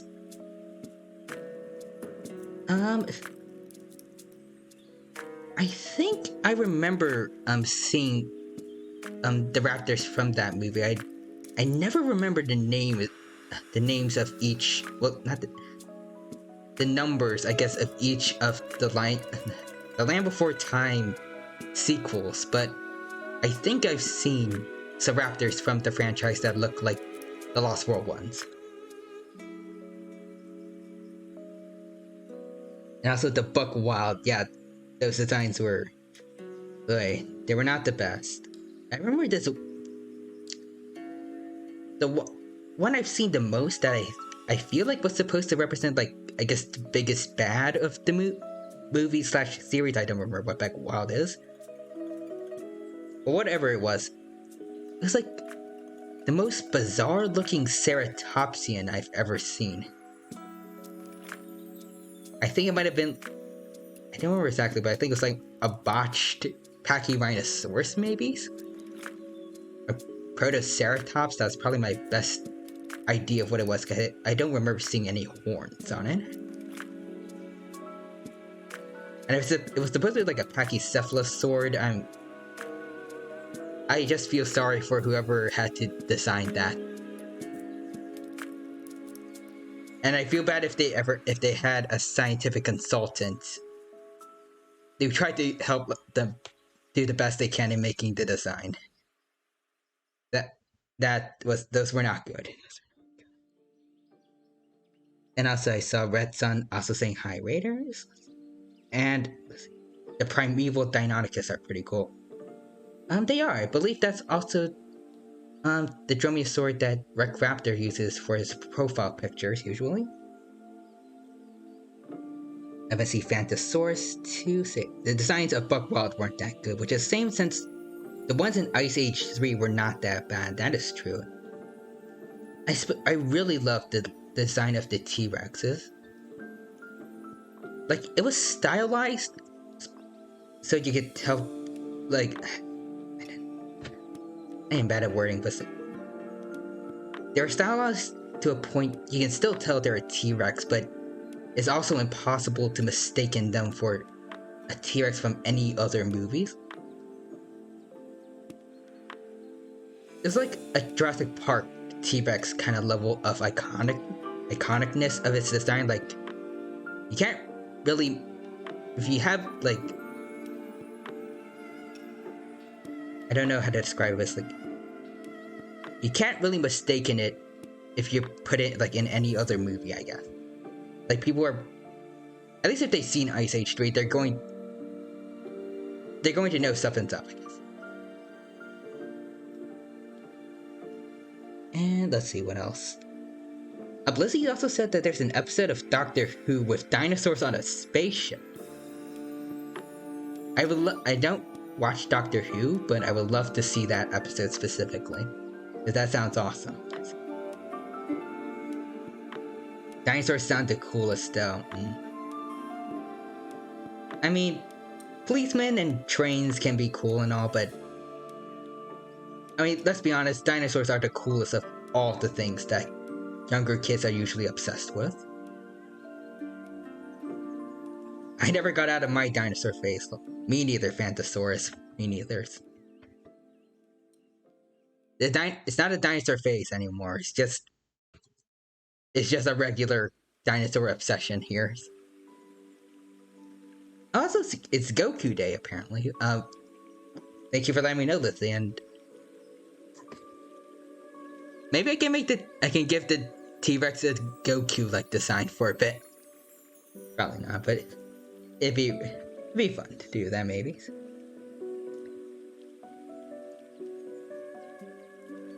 Oh yeah, Orson, the Abomination. Is Orson the name of that character from Buck Wild? I'm not sure.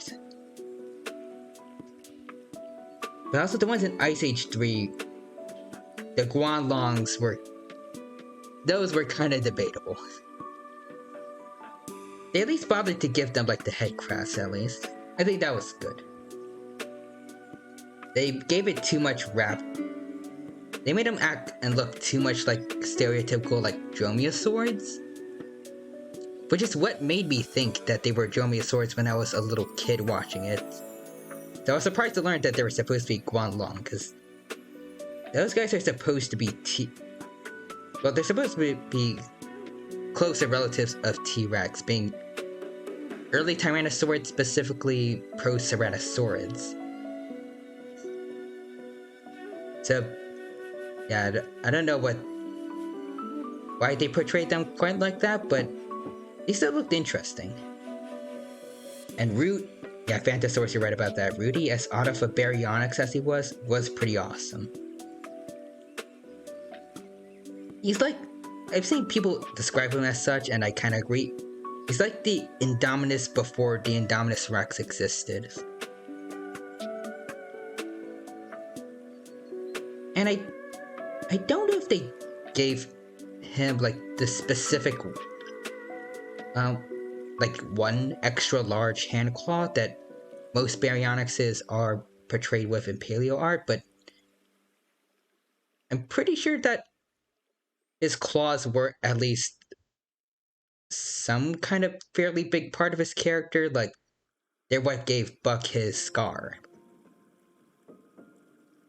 Though I guess I will say if a real weasel was attacked by a baryonyx using his claws, it would get a lot more than just, it would need a lot more than just an eye patch.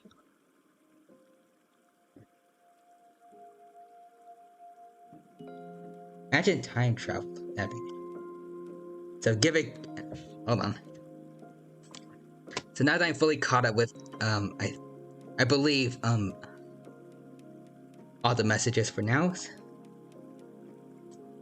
I'll try to give it kind of like a Goku hair kind of looks. So I think Goku's hair looks something like this, right? There's a little extra hair strand right there. There you go. There's our Goku T-Rex right here.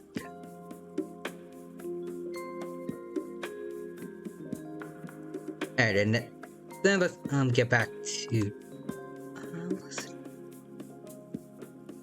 I think you still want to do a little more with the eyebrow ridge over here.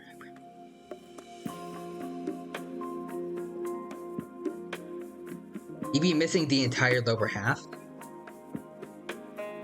Wait, what?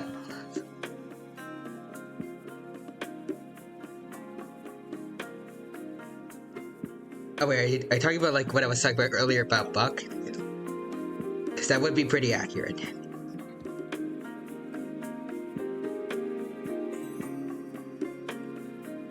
And time traveling to the fighting dinosaur fossil. Oh, that would be an awesome thing to see if you could time travel anywhere.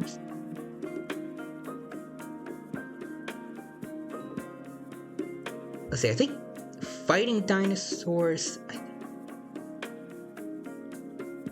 I think the fighting dinosaur fossil is the one with the Protoceratops and Velociraptor, and the dueling dinosaurs is the Montana one with the Triceratops and the young T-Rex / Nanotyrannus, which I personally say it definitely isn't, but some people are saying it could be. I believe that's how it is, right? I keep forgetting, which I kind of mixing the two ups. And let me just look it up just to be sure. So, dueling dinosaurs. Okay, yeah, the dueling dinosaurs is the Montana one.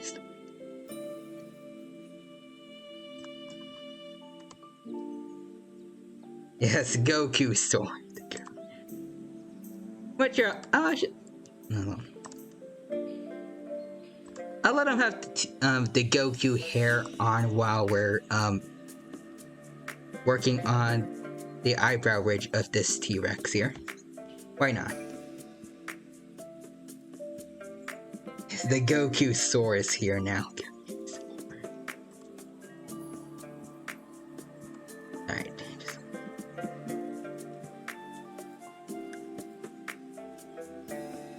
Just...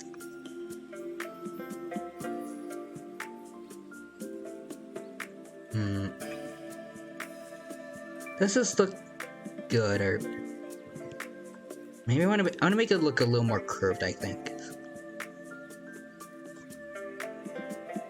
Okay, I think I like where this one's looking. Where this is going. I think I'll keep that as it is for now. And now for the feathering, we're going to have to erase a few tidbits over here. There we go. But otherwise, not too much had to be changed, actually.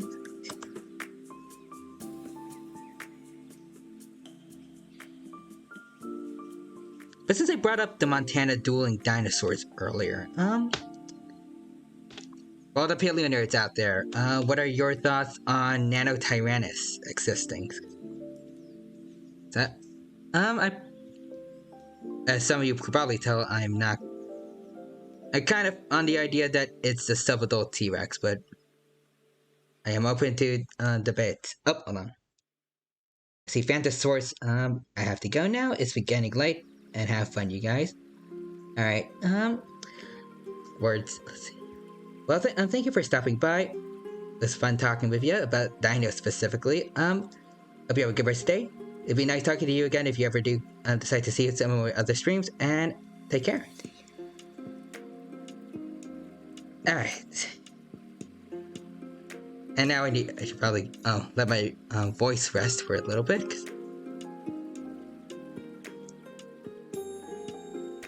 Alright.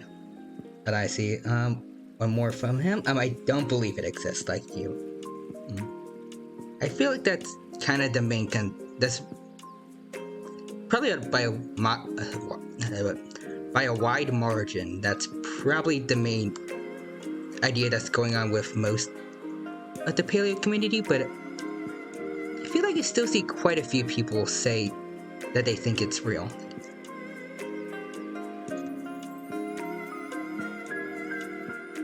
Oh, hold on, I see. Lizzie is going to lurk. Alright, you'll be a lurkin'? Well, I appreciate the lurk. I appreciate the support. And I hope, if you're still watching while you're lurking, that you enjoy it, you enjoy the stream still, and that you have a good rest of your day. And take care. And back to Nanotyrannus, hold on. I need to drink a bit, so I can out my throat out a bit.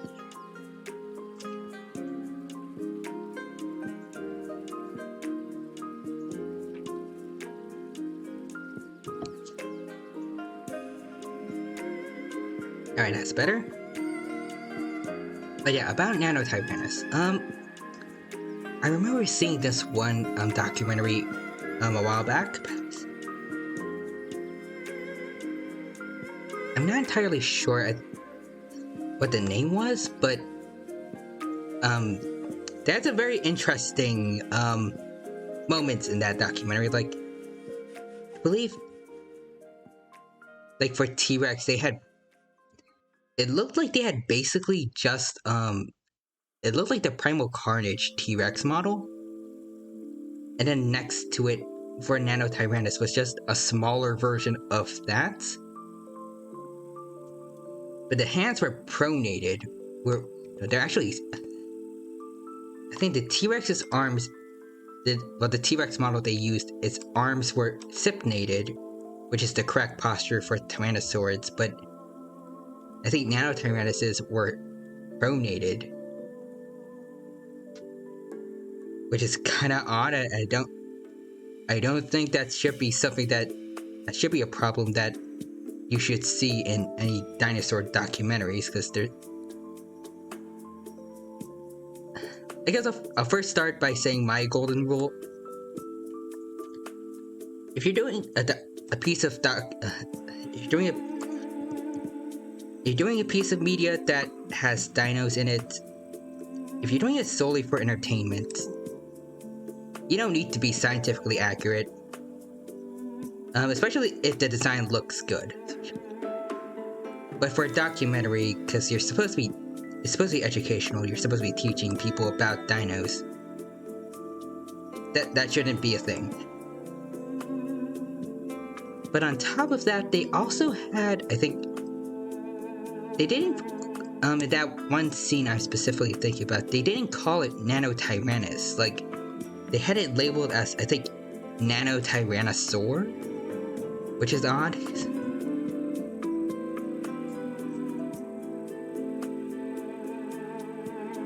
That documentary in general was very, very odd, and I saw posts on Twitter about people talking about some of the other dinosaur models they used in that documentary and how botched they looked. I can't think of any specific examples. Actually, you know what? Hold on. I want to show you guys them. So let's see. Tyrannosaurus documentary.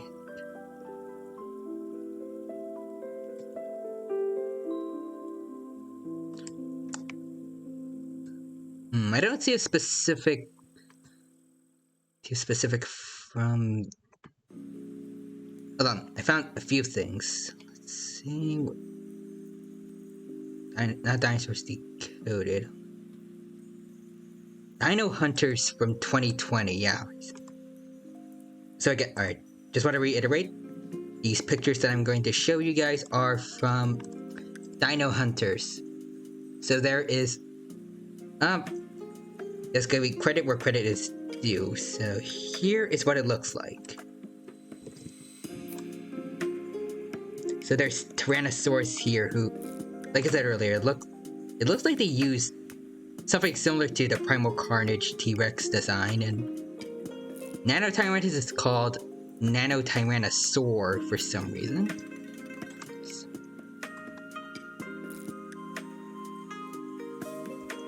And hold on, there's this picture from Riyamas on Twitter, where they identified, like, using their arm posture to tell the two apart. I was wrong earlier. Actually, T-Rex is the one with the incorrect hand posture,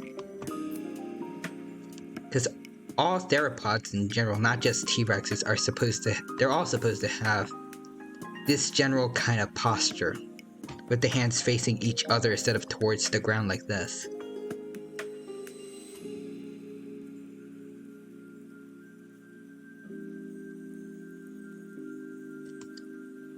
Oh wow, I'm looking through his entire, Riyamas' entire thread on Twitter about it, and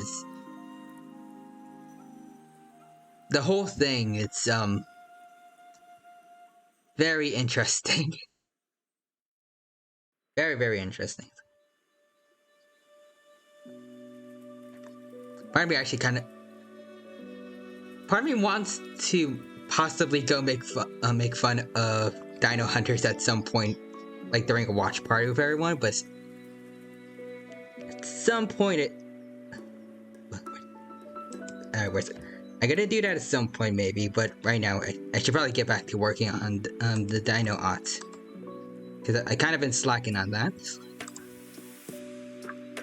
But yeah, like I said earlier, actually, there are interesting gems you can find if you look deep enough into dinosaur documentaries.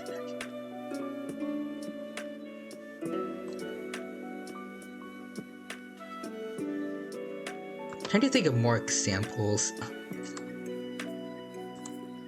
There's another one called, I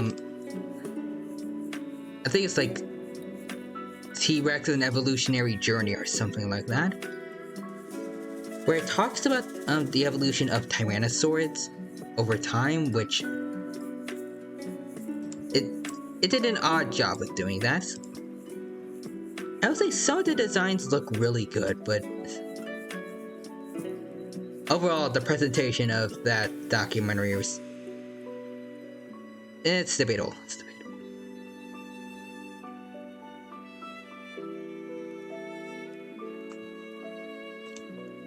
Speaking of more scientifically accurate dino media, I mentioned earlier about Dinosauria done by Dead Sound on YouTube.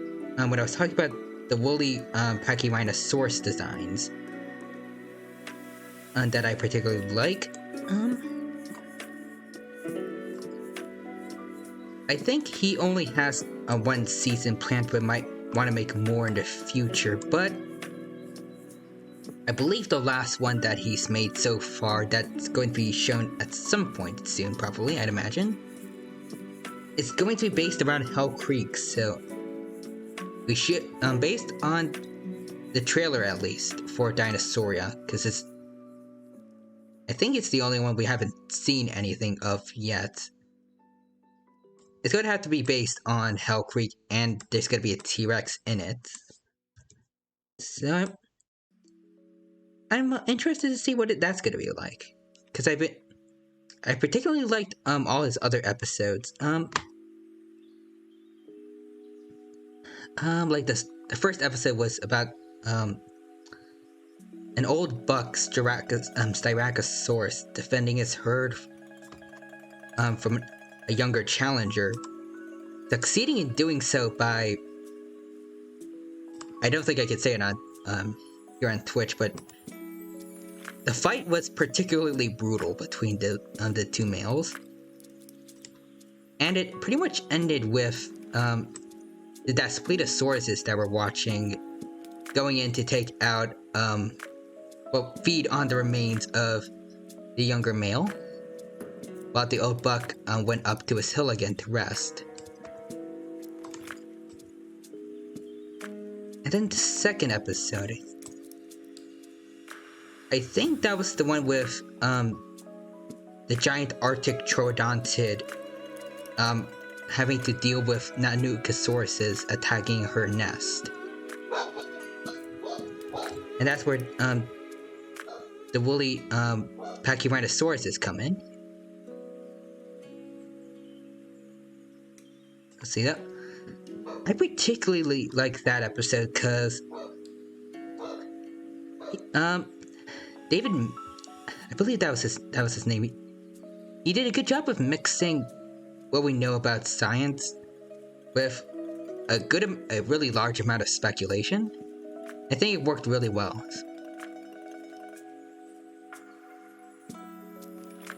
And I don't really mind any scientific inaccuracies that he has in them, because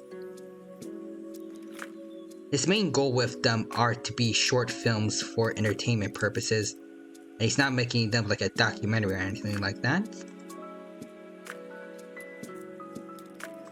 So it's under the golden rule that I talked about earlier for myself about paleo art, paleo media in general. It checks out.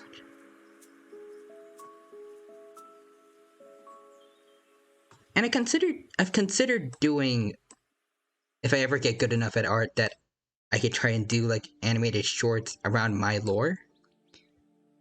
Like going just from like a regular T-Rex in Hell Creek to small humanoid T-Rex that's always obsessed with eating nuggies all the time.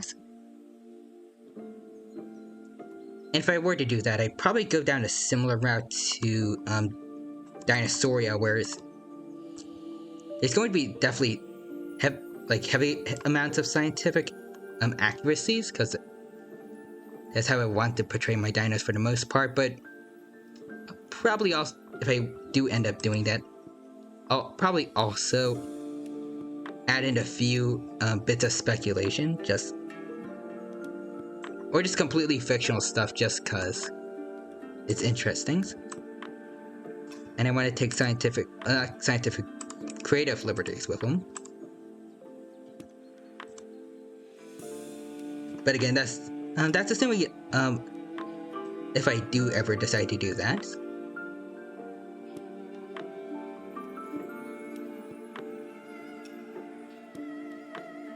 I'll probably still have I still have a long way to go in terms of art, but it's a fun goal I'm thinking about trying to get to.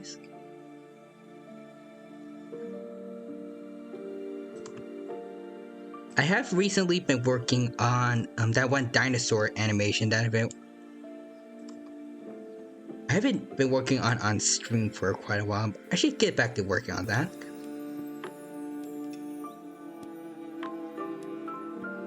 But yeah, it's good. It'll be interesting to do.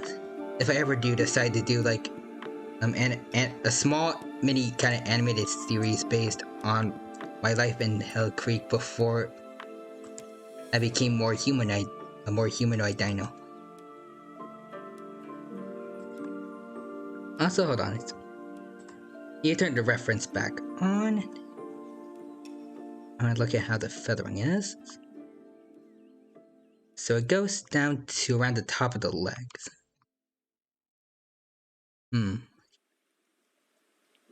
Alright. So maybe I should make here a bit more, I guess, thicker. It'll go down to around this area. And go up from there. I'm really bad at illustrating it, but hopefully you guys understand. Alright.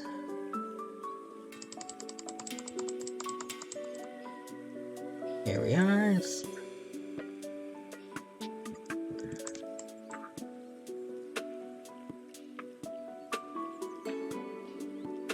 Let's do that.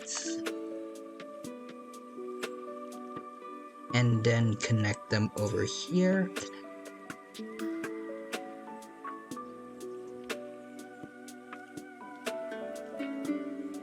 Actually, speaking of, I guess, upcoming dinosaur media, I'm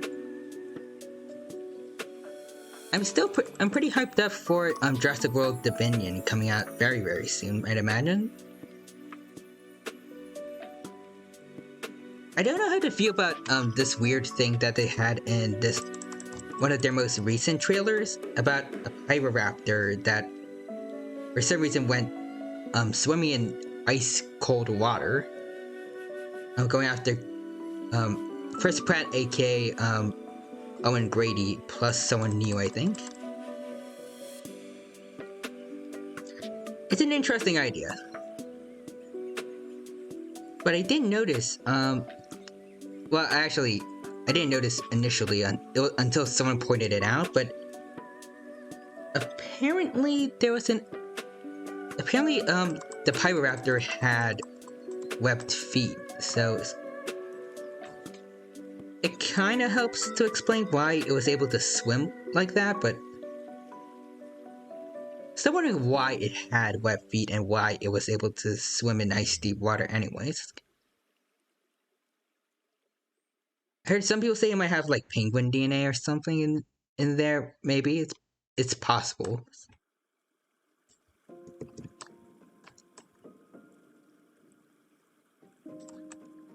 Still kind of odd, but I guess it does help Pyroraptor stand out from the other raptors in the movie, at least. I mean, it's going to need something with both Velociraptor and Atrociraptor probably taking the spotlight. Whereas I don't know if Pyroraptor is really going to have too much of a main role, but I think it'd be cool if it does. I'm hoping for it, at least. Because I feel like it'd be a bit kind of sad to see like the other two Dromaeosaurs in the movie, Velociraptor, of course, Blue and her baby, as well as the new Atrociraptor group having main roles, but Pyroraptor just kind of being this, I guess, kind of like on the sidelines. Because this is probably going to be its biggest, media appearance since, I'd imagine, Dinosaur Planet. Because that's really the only fairly major piece of media that everyone well, most people know it from.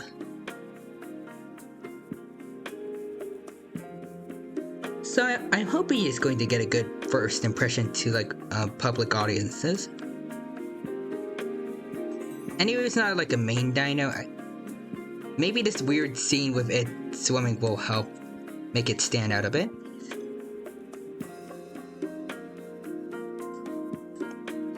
I did have one interesting, well, debatably interesting idea, possibly completely crazy.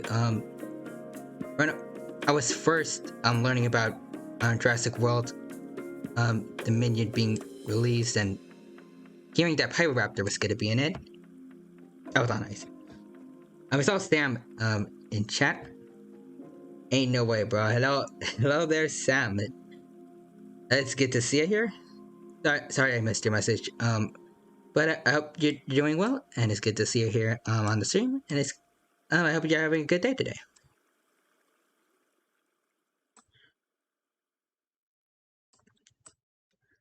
All right, but back to what I was saying earlier.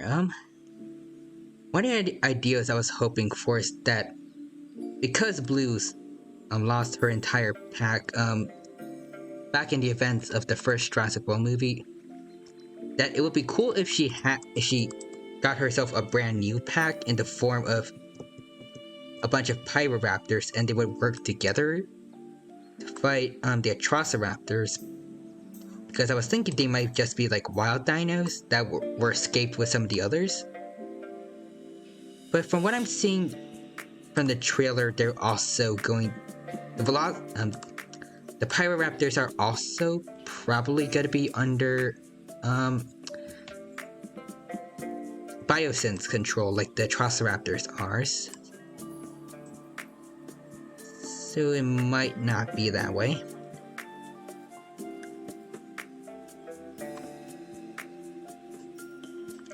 But I think it'd be cool to at least see... Maybe the Atrociraptors would change sides, but... I mean, either way, so if there is a scene where Blue starts working with other Dromaeosaurs to fight Biosen, that'd be awesome. And as for fighting the Giga, I'm pretty sure it's already been confirmed that Rexy is going to get payback against it for what happened to the T-Rex that was in the Fallen Kingdom, the Dominion prologue.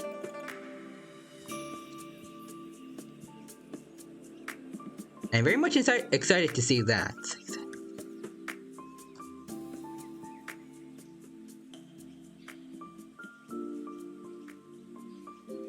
But also a weird thing I've noticed that a lot of people talk about Giga because of how big it is compared to T-Rex, but not a lot of people do the same for another Carcharodontosaur called Mapusaurus, who also, in terms of length at least, would have been larger than T-Rex, and it was larger than Giga. T-Rex specifically, it's... based on what we know about it, since it would have been a lot more muscular than most other theropods, including the larger, the Carcharodontosaurs that I mentioned just now, like Mapusaurus and Giganotosaurus, it technically would still be the largest theropod that we know of by overall mass. But in terms of things like length, and possibly height, I'm not sure, Mapusaurus is bigger, I believe, than Giga is, so I'm kind of surprised it doesn't get nearly as much representation. Because it's a cool dino too. It's actually most likely the direct descendant of Giganotosaurus. And it would have actually been the one to hunt Argentinasauruses. Unlike Giga, as some people may believe. Because Giga actually, I believe, lived earlier than Argentinosaurus and would have instead hunted Argentinosaurus' predecessors.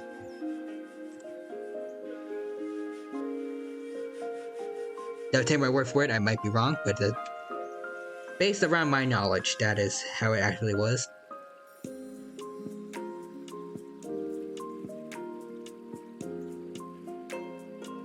But in any case, I mean, I feel like Mapusaurus deserves to get some love at some point in the future.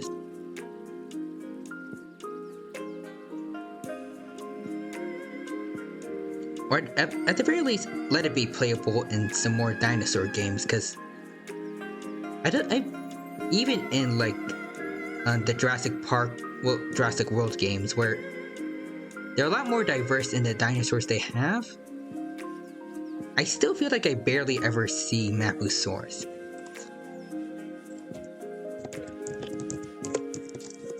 Let me look it up just to be sure. Jurassic World. Yeah, no, not even in Jurassic World the game is it apparently there.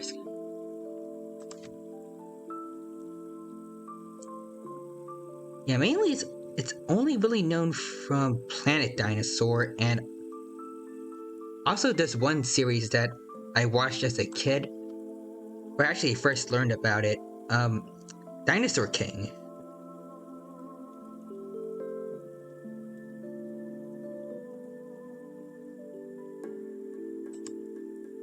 I distinctively remember Mapusaurus specifically. It was in that one episode where the D team and everyone was going to eat at a big fancy restaurant, and then Mapusaurus kind of broke in, and I don't remember the entire episode, but a bunch of hijinks went down basically. But I remember really liking the Mapusaurus' design in Dinosaur King, and I kind of wish it was utilized more in, well, not the design itself, but the dino as a whole could be used more in some dinosaur media.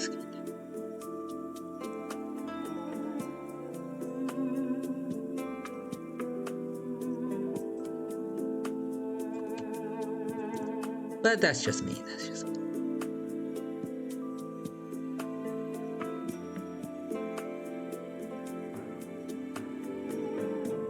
And speaking of Planet Dinosaur, I remember seeing the Spinosaurus design in that documentary series, and actually I kind of liked how the Spinosaurus looked there. Not actually as much as I do about the Spinosauruses designs we have nowadays. I thought it looked fairly interesting. Like, it definitely looked better than the quadrupedal Spinosaurus that some people were believing in around the time it was released, back in 2014, because they found the Spinosaurus remains with really short legs.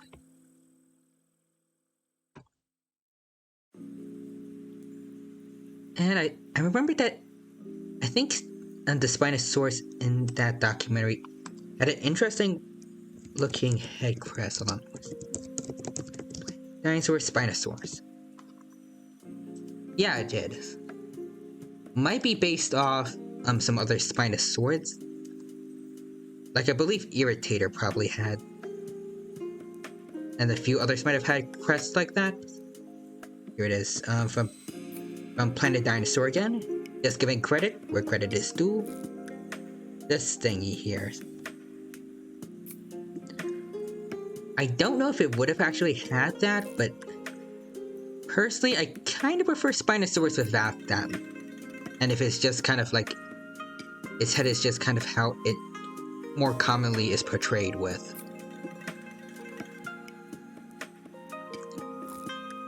But continuing on with Spinosaurus, a design, like an aspect of its design slash reconstructions that I particularly really like is how, specifically based on some pictures of the old Spinosaurus bones that were destroyed in World War II, it might have had like a small dip in its sail, as opposed to like the perfect semicircle kind of look it's given in most iterations, like in, I guess in general, like most dinosaur media. And while I was a kid, I preferred the look of I refer to normal, well, not at the time normal, I guess, but like refer to perfect semicircle shape. Only because for most it's a bit more not scientifically, but aesthetically appeasing. But nowadays, I actually kind of prefer how it looks with the small dip. I guess because it makes it look more natural than like a perfect half sphere on your back. I want to show like a picture of it right now. Spinosaurus paleo art.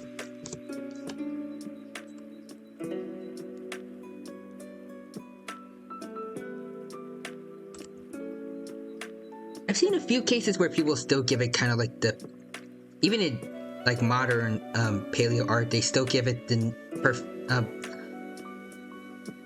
like the semicircle sail, but and those look good too. But there's something about the small dip in the sail that seems right to me.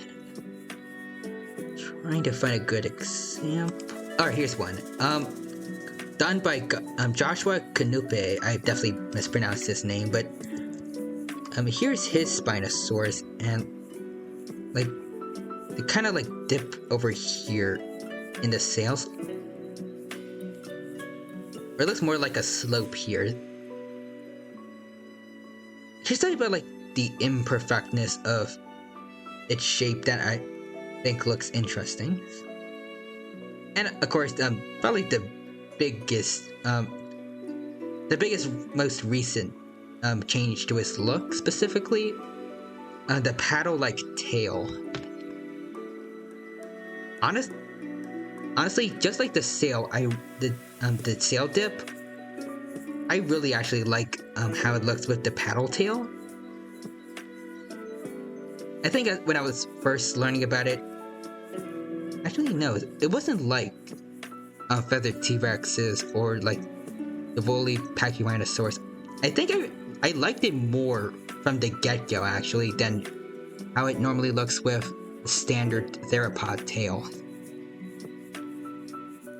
If I see Solid Snake in chat, it's cute. It actually does it. I don't know how to describe it, but its look here, it reminds me like if a duck was kind of staring at you. I don't know. I remember there's just one gif of a goose like staring at the camera that I really, really like. And it reminds me a bit of that. Which I find way cooler than a regular theropod tail. Same here.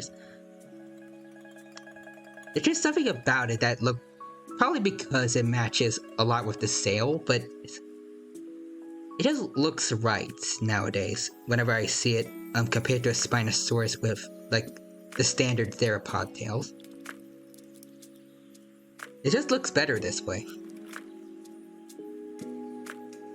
And actually, still speaking on Spinosaurus, I think the most recent paper on it didn't actually change up the design like a lot of people were expecting to, because I mean, it's Spinosaurus. It's not about killing T-Rex. It's just how weird it's always changing and looking nowadays that make people really remember Spinosaurus, in my opinion at least. I believe the most recent paper was actually about its bone density, and I believe I think it was compared to like penguins, so it would have been able to like dive deep underwater and hunt prey.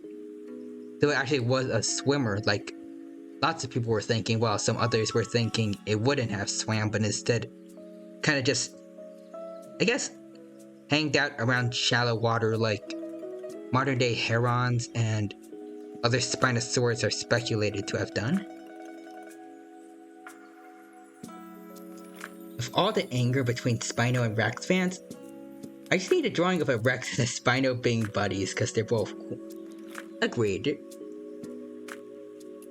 When I was younger, Spinosaurus was actually my favorite of the dinos, but I mean obviously nowadays it's T-Rex, but they're both still incredibly amazing theropods, and beyond just the fact that they're considered one of the mega theropods, I guess, because they're two of the largest ones we know of. Much more than that, they're both interesting creatures in their own way. And honestly, I would love to see a drawing of a Rex and a Spino being buddies. I remember a friend of mine, Jay Stocky on Twitter, he actually I think he made art of some T-Rex, several incarnations of T-Rex having a barbecue. I think it'd be cool to see like T-Rex and Spino doing something like that, but like T-Rex is cooking red meat and then a Spino is having like all seafood.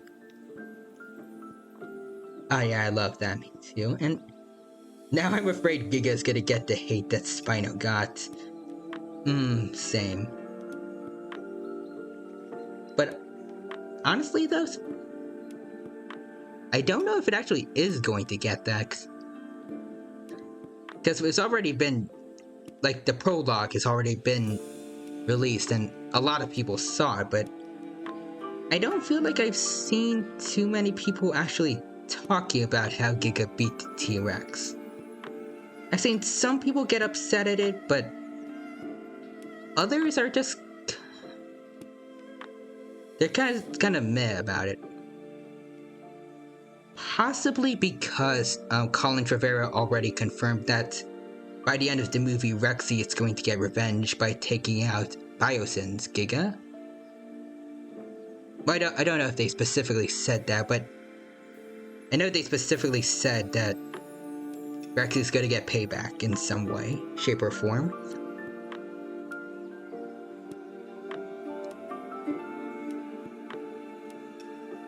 But speaking of creatures that were able to beat T-Rexes, technically this isn't a T-Rex, but the Vestato Rexes from King Kong 2005. I'd say they were able to get beaten by Kong pretty darn easily, but I don't think I've seen a lot of people get upset about that.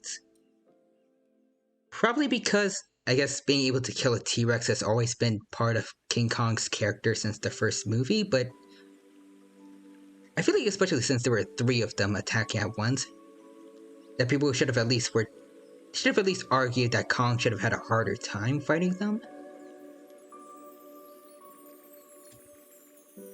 But that's just me. But back to Spinosaurus, though. Wait, hold on, I've missed messages and I saw the DR dinosaur saying surf and turf and actually that suddenly sprouted an idea in my head of a Spinosaurus going surfing alongside a T-Rex, but it's like clinging. Well, I'd imagine it like clinging onto a surfboard for dear life. But then I also just remembered that in Prehistoric Planet, in one trailer, they showed that a T-Rex could very well be capable of swimming if it needed to, so maybe it wouldn't be like that. It'd probably only do that out of necessity, but maybe they would both be fine if they were to ever go surfing. I know, Kong really struggled on the last one. I mean, debatably, it was definitely the longest lasting, I'd imagine. Well, not really, but like, it looked the most intense out of all the fights, but I feel like the whole time against that last Vestato Rex, it was pretty much always in control. Like, the entire time it had its hands on the Vestatosaurus's jaws, and it was able to like rip out, I think, its tongue from the very beginning.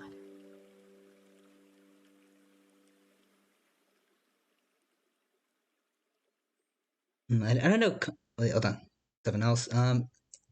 T-Rex is dying have the reaction people in film have with O.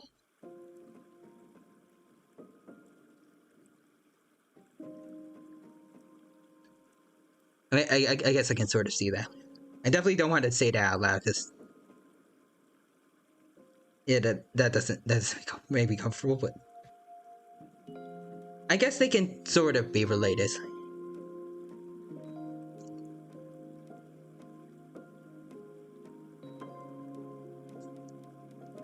I'm still trying to think about it.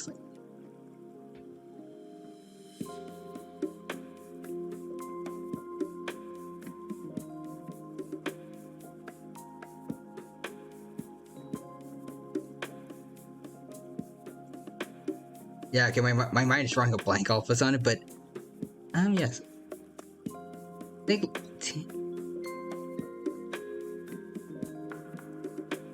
I understand I didn't like Lost World as a kid. Yeah, because of that. I really didn't like that one scene in the Lost World with the bull T-Rex there. Like there was no reason why they had to put that in, or why the dog even had to be chained like to his doghouse, as opposed to it like just barking at the bull, and then when the bull gets upset at it, well, especially the bull T-Rex, it's not like, just not to confuse people. Like if the scene was just the dog barking at the bull T-Rex, it growls at the dog, and the dog just runs away, and then like goes through like a doggy door, and it's like just hiding in the corner when the kid is telling his parents about the big dino he sees in the backyard. That would have been fine, and I probably would have liked the movie a lot more if they chose to do that instead of what happened there. But yeah.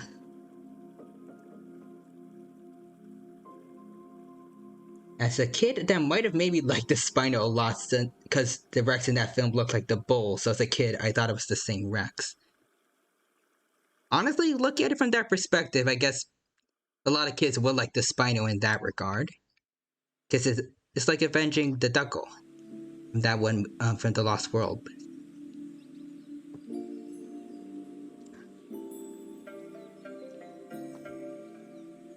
But just to be clear, I'm pretty sure it's been confirmed at the very least it wasn't Junior from The Lost World.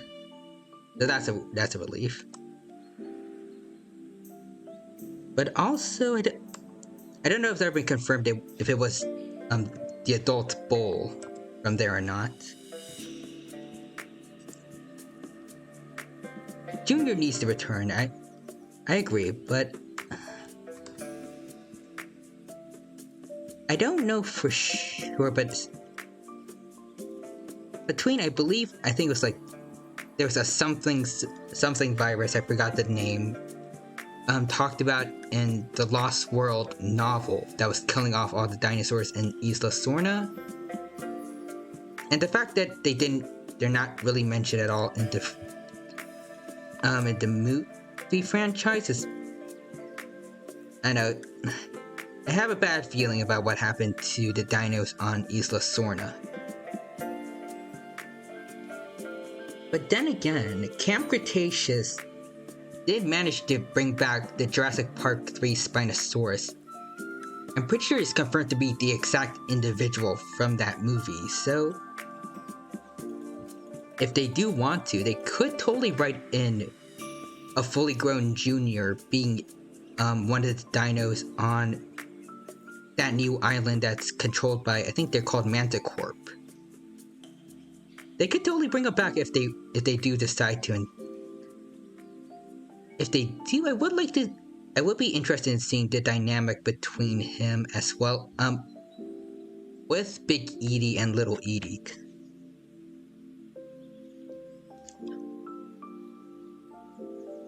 I mean, I don't know if they'd really get along that well, because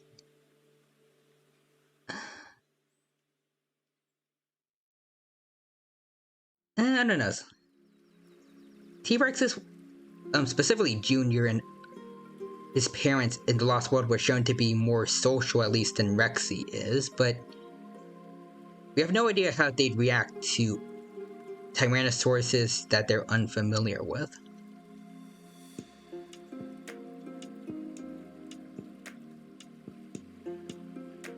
At the very least, though, maybe I could imagine seeing Junior and Big Edie and Little Edie sharing a kill. Like, tigers, I believe, they've been recorded doing that, with male tigers letting a female tiger and her cubs eat with him if they come across the same food source. Usually.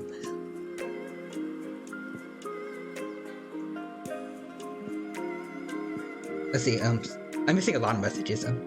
That's what always worried me when Fallen Kingdom came about and showed the dinos on the mainland. I hope they were taken for other places where Sorna's fine. Actually, now that I think about it, I don't know if they ever mentioned Sorna in Fallen Kingdom at all. Which is odd. Junior and the Raptors from both Sorna films. That would be awesome to see them as well. I've always wanted to see the Tiger Raptors from The Lost World interact with the other raptors from Jurassic Park 3. It's like they behave like almost two different species, and they almost look the part as well. Like the Tiger Raptors, I remember there was one scene in The Lost World where two of them were fighting each other for some reason. And I believe in the Lost World novel, they were actually cannibalistic. I don't remember exactly why, but I think they might have been fighting over a corpse. Kind of similar to what Komodo dragons do. Whereas, with the Jurassic Park 3 raptors, they're much more like a group of wolves. Like, it's all about the family, they're working together to save their eggs that I think Billy, his name was, stole from them. I actually never did see another individual or her species, I think. That is true. Well, at least not in the movie, but based on the novel, she did have a juvenile T-Rex living with her that I don't think she particularly liked. At least I believe there was once in the planned river scene with Rexy, the way that the humans would have escaped was because the Juvie Rex was trying to claim a kill that Rexy had, and she went to go chase it away. But as you said, technically we haven't seen Rexy talk to another, like interact with another T-Rex in the movie canon, so it's kind of up in the air what she'd be like socially.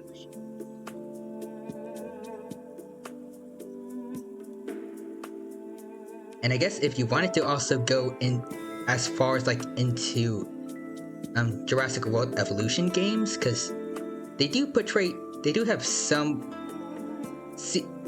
they have some bits of dialogue and such that some might consider to be soft canon, I think. I believe T-Rexes are okay with living with... No, I think T-Rexes are actually solitary. But I think, in the Lost... in Jurassic World Evolution 2, they can live in pairs at the very least.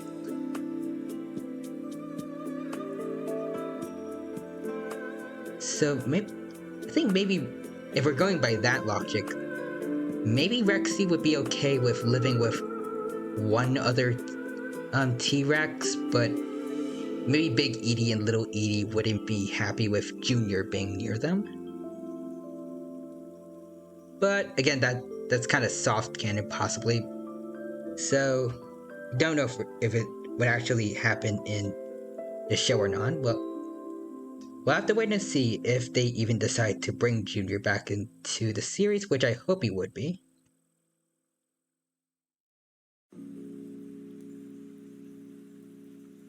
I mean, he's already got his first taste of human blood at the end of Lost World thanks to his dad, and I forgot the name of that one guy. But yeah, I could imagine that Junior is going to be a pretty fierce apex predator of Sorna by the time he's all fully grown. Well, I guess it would still be an apex predator, because... Actually, no, because... I think they specifically said that the Spinosaurus would go after and prey on T-Rexes, I believe. I'm not sure. But I think I remember hearing, it was said in Jurassic Park 3 that the Spinosaurus was lured in by the smell of T-Rex, the smell of T-Rex.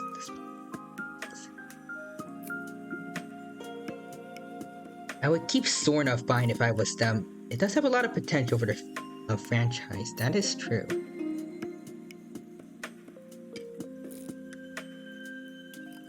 I mean, it would give, if they do decide, like, it kind of depends on what they're planning to do at the end of Jurassic World Dominion, since it is the finale of their trilogy and probably the end of Jurassic Park films, at least for a good while. So, did they decide to end it off with dinosaurs and humans living together?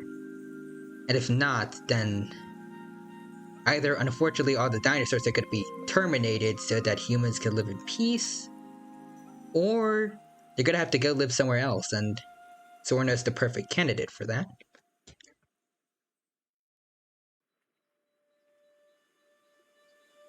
If they ever kill off Rexy, I could kind of forgive it if her kid inherits her role. Yeah, no, I feel like everyone would be absolutely angry if they ever decide to kill off Rexy or Blue. As for her kid, the Juvie Rex I mentioned in the novel, I don't think it was ever there in the movie, like, not even a hint, but she was shown to be trying to make a nest at the end of Camp, not at the end, but in one episode of Camp Cretaceous. So if she is like Blue and she has a baby of her own in Dominion who will take over her role, that could be interesting to see.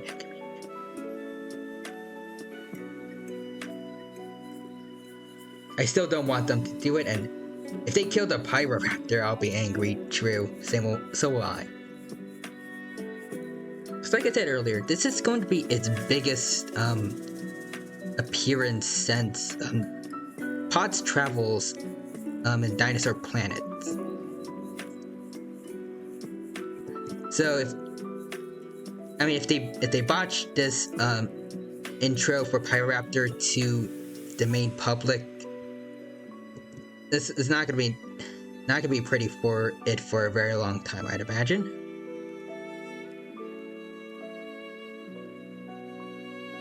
Or at least I guess the swimming in ice water thing can help it stay fresh in people's mind for a good while. Or Alan. Would they ever have the guts to kill Alan? Alan Grant from the first movies. I mean, it's up to them for this to decide, but I can only imagine a riot would ensue if they ever killed off Alan Grant.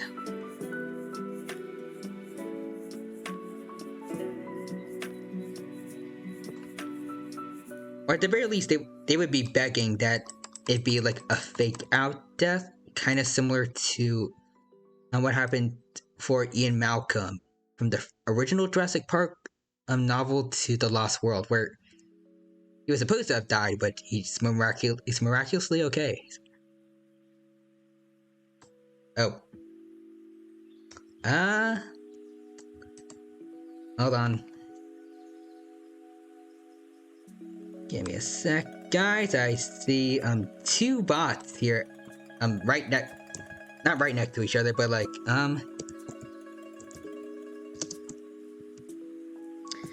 side by side. Two at once. So I'm just gonna take a little bit in OBS, and there we go. Get rid of those. We don't need those bots here. Everyone knows from my stories earlier that the dino and technology don't get along. So no robots allowed.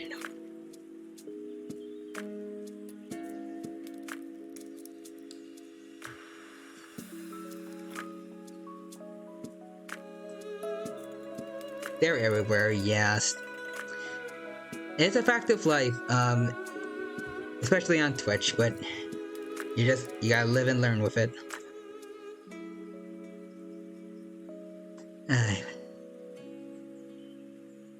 But, I mean, it's, I guess, tolerable since we have commands to get rid of them. But still, I wish there's a way you could stop them from appearing, like, at all. If you could ever get the chance to do that.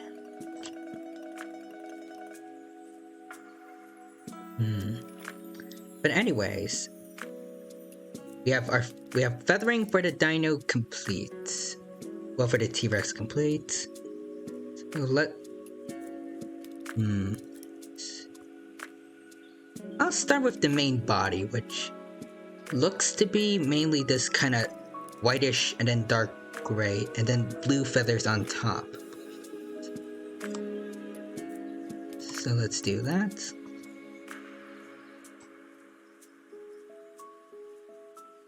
Hold on. So gonna be this kind of whiter coloring on the underbelly, and then actually dark blue. It looks like on the top of his body. So I think it's supposed to be counter shaded. Maybe. But I do like that idea, so I'll go with it. I don't know if these are the right colors to use though, because I feel like the sunlight in this picture might be messing it up. Hold on, let me get another picture out here. Alright, here it is. So here it is about any special lightings. Yeah, actually it's a lot like the pictures. Yeah, it is counter shaded. What lighter coloring on the bottom. Also on the front of the skull there's a lot of white. And then dark blue over here. And I'm pretty sure I think this is a version of the design without the feathers on top. I'll use this. I'm kind of tempted to add in these kind of nose kind of ridges over here. But I'm not sure. I don't know if T-Rex actually had those, but I'm guessing this is supposed to be like an interesting kind of like reference to Alioramus, a Tyrannosaurus from Asia who did have not nose horns, but like horns on top of his snout that looked something like this. Maybe.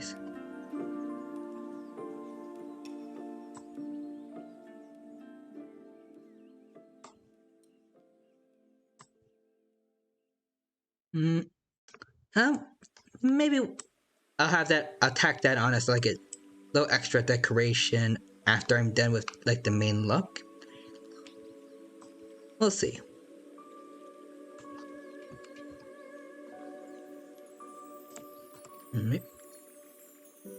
This looks a bit too kind of human-like in coloring. This one is too. Doesn't look right either. I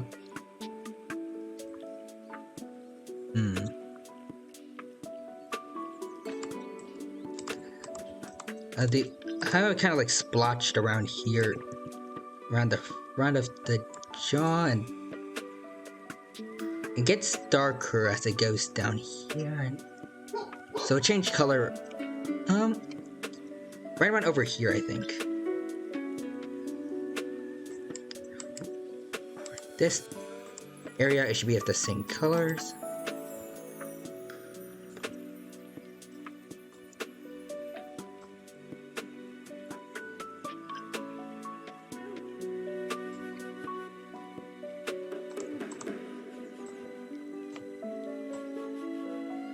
Oh, well, that went a little bit out of line. Go. Alright, much better. Let's get this. Go for this darker coloring over here.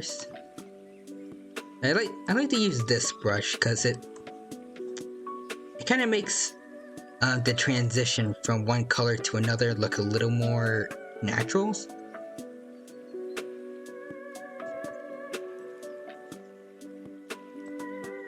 Like it's more gradual than if I were to do like say this. I think this should be good though.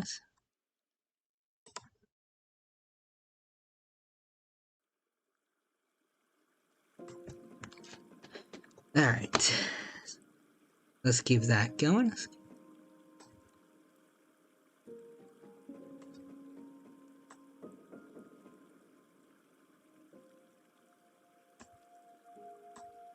Alright, so I'll have to go out of line to make it look the best it can, and then get rid of this. Oh, nope. There we go. Alright, that's a lot better. And then put a bit of it over here as well. On that wrong brush.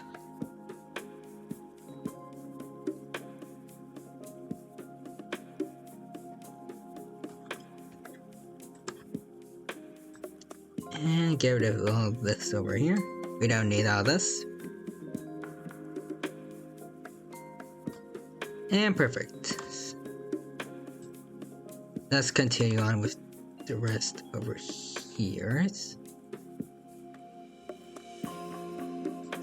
I don't know if this is the right color to use though.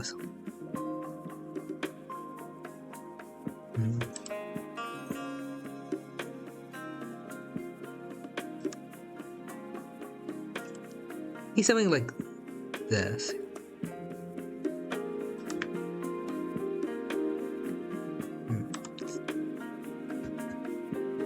Actually, hold on.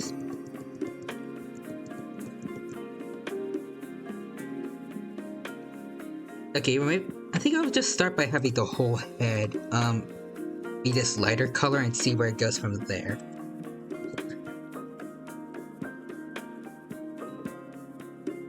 Let's see it.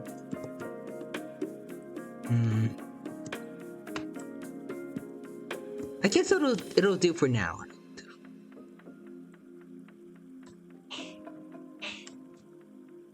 I do think for this one I want to try and get a little more, I guess, deeper in there and like actually make some of the smaller, like draw some of the smaller scales myself, and because not have it be more flat colored like what I normally have. And I try to give it a bit more variety like what the prehistoric model actually has.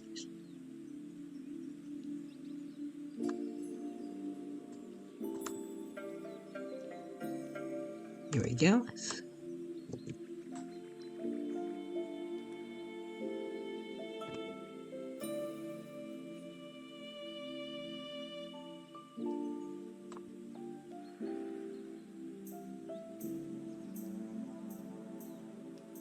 Alright, nice.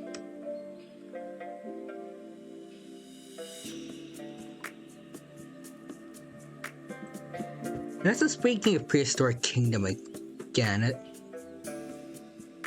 I haven't really looked into it, like how much it's going to cost on stream, not stream, Steam, but I do want to play it at some point. very soon, if I can't get the chance to.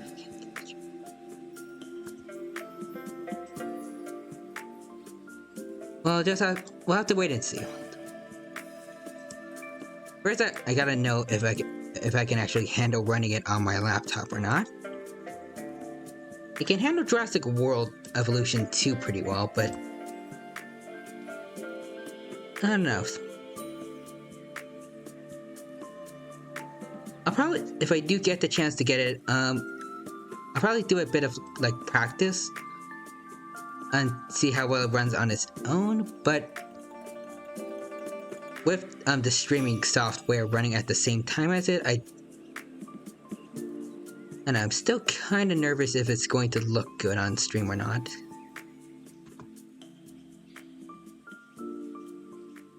I get nervous about that stuff in general because with my old laptop, it could run Genshin Impact by itself really well, but as time went on, streams of Genshin Impact would get more laggy and such. It's not fun. This laptop's a lot stronger than that past one, but still a thought in my mind.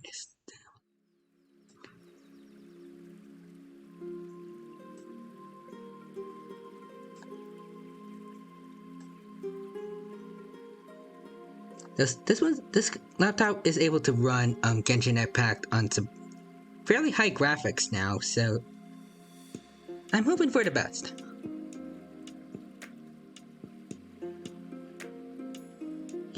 Careful.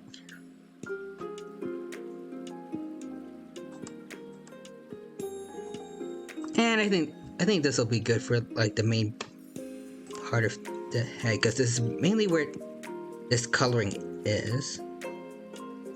So from here, grab this gray.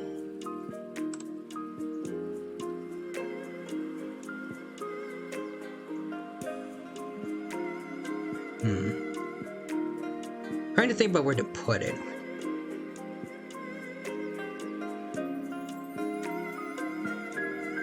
So around here, like in front of the eyes. I'll just go with that for now. Especially around the eye area. There.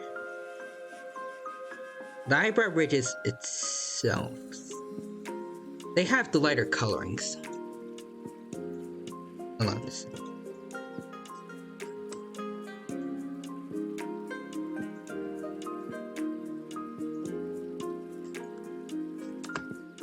Alright, but around them they have the black coloring, so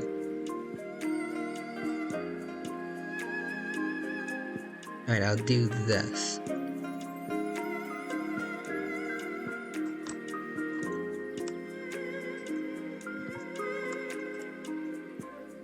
On.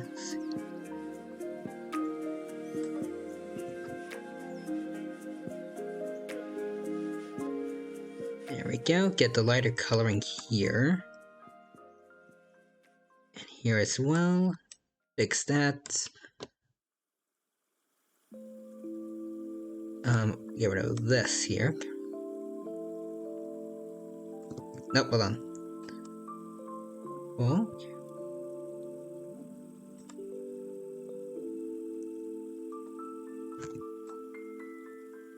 There we go.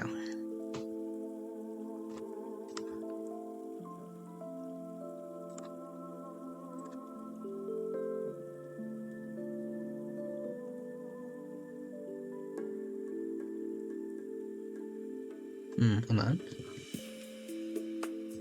I don't know if it's the same coloring but that I had before. It looked off a bit for some reason.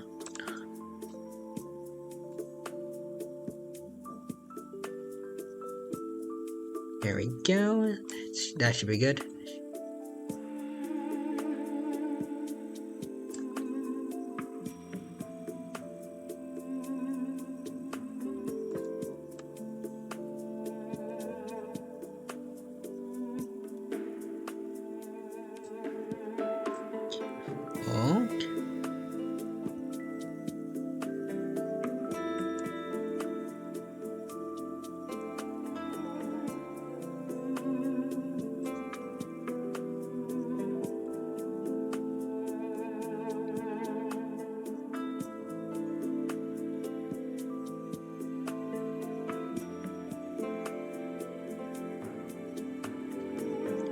go.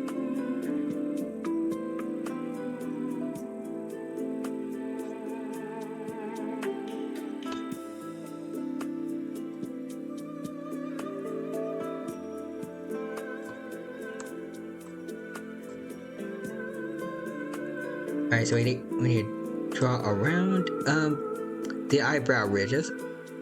Oh, sorry, what? I feel like I was going silent for a bit there. Alright. I'm trying to think of some more things to talk about while I'm drawing here.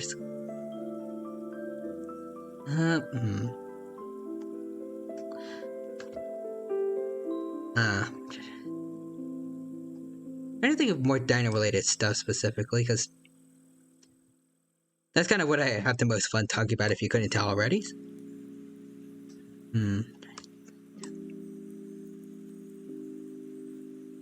I guess going back to prehistoric planets, since we mentioned that quite a bit, I think that I remember seeing in the trailer they had things like sauropod throat sacs, which look interesting.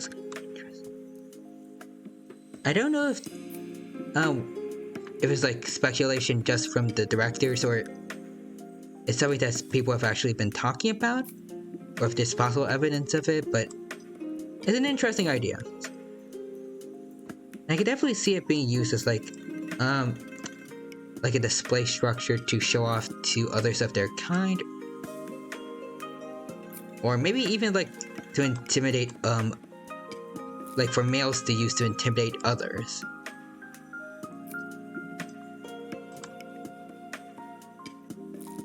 Though I think from what I saw of the trailer, they can also just do the usual thing of like straight up fighting each other.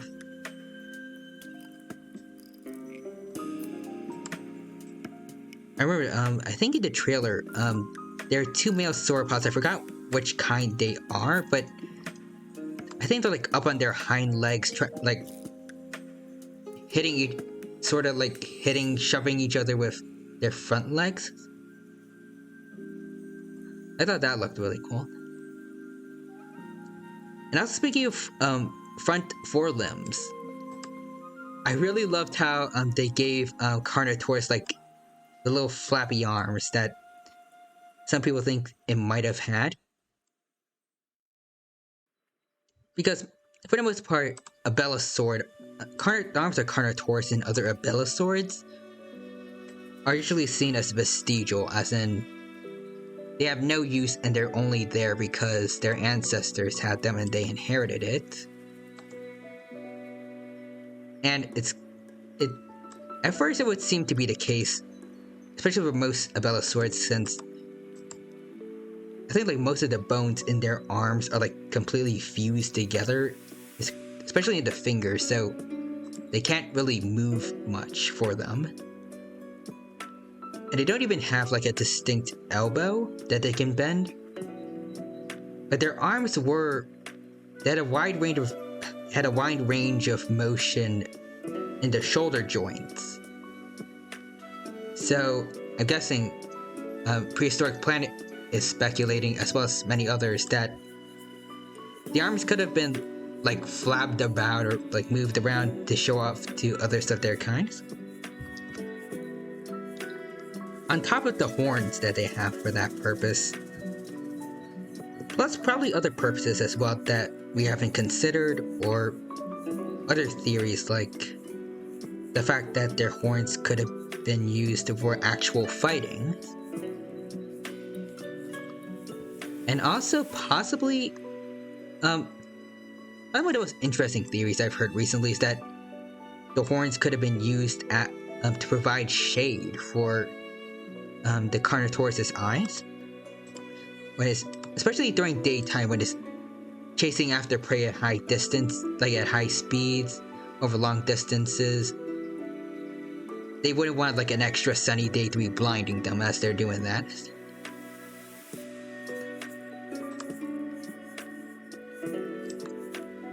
It's an interesting idea, but at the end of the day, it's still all speculation, because we don't have actual Carnotauruses around to study their behavior. Though even if we did have a real Carnotaurus, even that, it still might have taken a long time to learn what they were actually there for. Because, even with animals that we have nowadays, it's lots of things, a good amount of things are still, well, there are still some things out there that are just speculation that are proven wrong later. Like, for example, for a long time we didn't know if Komodo dragons were actually venomous or if they had a septic bite where they used special bacteria to, in their bites to subdue their prey. A theory that was also passed on to T-Rex for a while.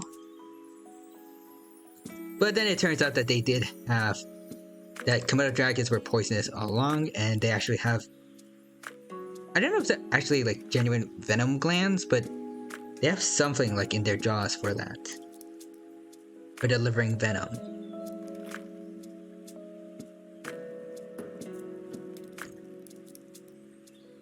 So that's a free dino/animal fact for you.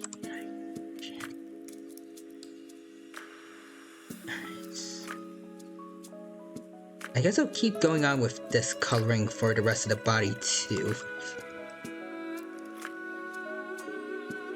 T-Rex needs no venom, they're cool enough. True. We can hunt for, us T-Rexes can hunt for ourselves. We don't need venom to help us do the job. Also, speaking of the T-Rex septic bite theory, I think, didn't Primeval's T-Rex have, didn't it have that trait, I believe? For some reason. I remember especially, that one documentary, Jurassic Fight Club, really pushed that theory forward. I hope that anyone that's heard of of Jurassic Fight Club knows, probably not to trust everything that they say.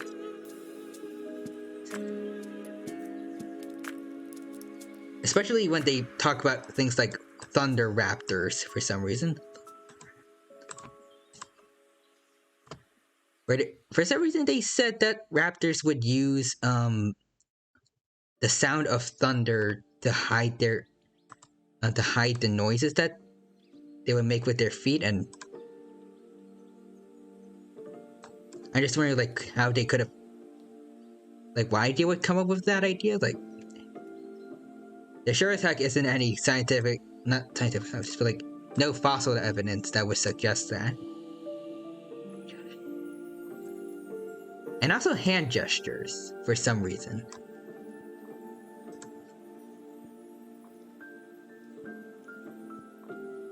It's a very wacky show, to say the least. We'll see that their T-Rex design was probably one of the best of that show.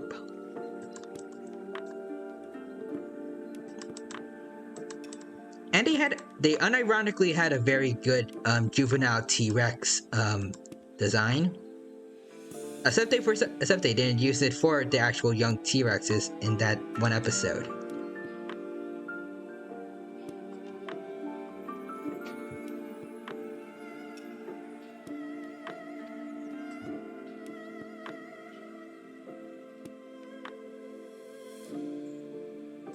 And I actually wonder if Prehistoric Planet is ever... Well, I don't know how it's actually going to work. Like, based on what we see, it's pretty obvious they're going to be spending a good amount of time talking about like the lives of these actual animals, but I don't know if they're going to have something like Dinosaur Planet, where I guess dinosaur documentaries in general, where they cut away to paleontologists talking about the creatures. And if they do, since they have young T-Rexes, I'm wondering if they're ever going to talk about Nanotyrannus.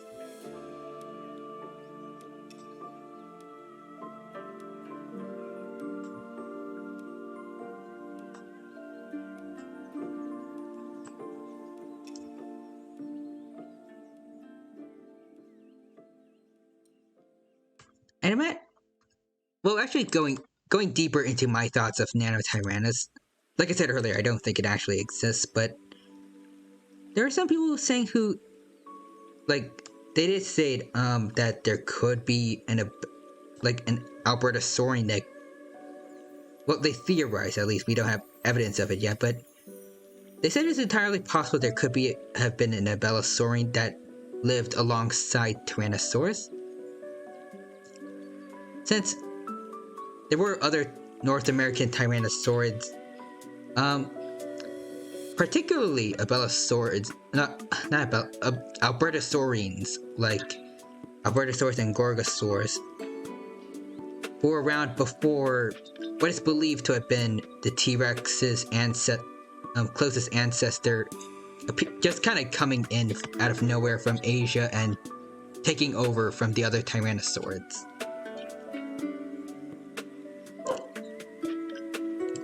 I remember back when people were thinking that Spinosaurus was the ancestor for T-Rex, and apparently it's not. And this new theory which is probably backed up by the fact that closer relatives of T-Rex like Tarbosaurus and Zhucheng were found in Asia, that whoever was like the direct predecessor to T-Rex would have just kind of come in from Asia and then kind of, I guess, replaced the other North American Tyrannosaurids, but they were successful for a very long time, so it makes sense that at least one of them could have survived. But if that's the case, I still think it wouldn't be Nanotyrannus, since I believe specimens like, I think Jane might have been the holotype for Nanotyrannus, so since it's confirmed to be a juvenile T-Rex at this point, I don't think it would be. If we did find another Hell Creek Tyrannosaurid, it wouldn't be called Nanotyrannus, but be given its own name.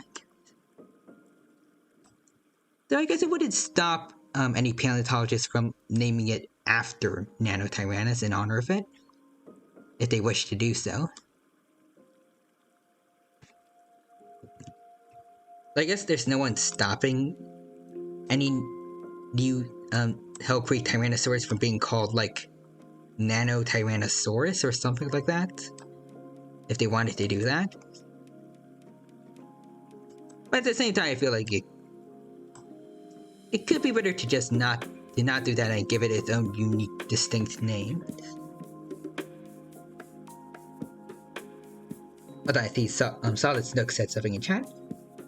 I hope not. After both Dinosaur Revolution, it showed that it's best to just have a good narrator.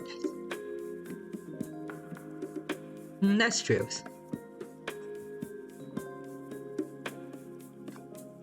I will say though, I did kind of like how in Dinosaur Planet they sometimes, as a kid at least, I find it a bit annoying, but looking back at Dinosaur Planet, I did kind of like how sometimes it would stop to show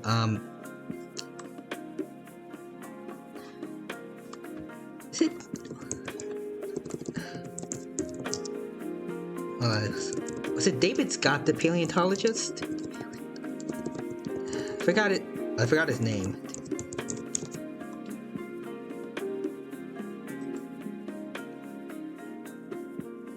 It was Scott Sampson, the paleontologist. I also remembered him from Dinosaur Train as well. I liked how in Dinosaur Planet, sometimes it would cut to him talking about fossil discoveries and kind of explaining what we're seeing. I liked how sometimes it would stop to show him explain what we're seeing in those specific Dinosaur Planet episodes. Like explaining why Pod is in his episode, why he was meeting dinosaurs that were a lot like the ones he knew on the mainland, but were a lot smaller. And David talking about how insular dwarfism works. I think. So it's probably not for everyone. Since Dinotasia had a bad narrator and Dinosaur Revolution was great, but cut to scientists could get annoyed. Shrews. Is Dinotasia and Dinosaur Revolution like the same show? Does it? Like I heard their names used. Like I heard of both names, but I'm more familiar with Dinosaur Revolution. But I remember, I think it was called Film Court. That channel released a video on YouTube recently depicting T-Rexes shown out throughout the ages in popular media. And for Dinosaur Revolution's T-Rex, they put it under the name of the show Dinotasia.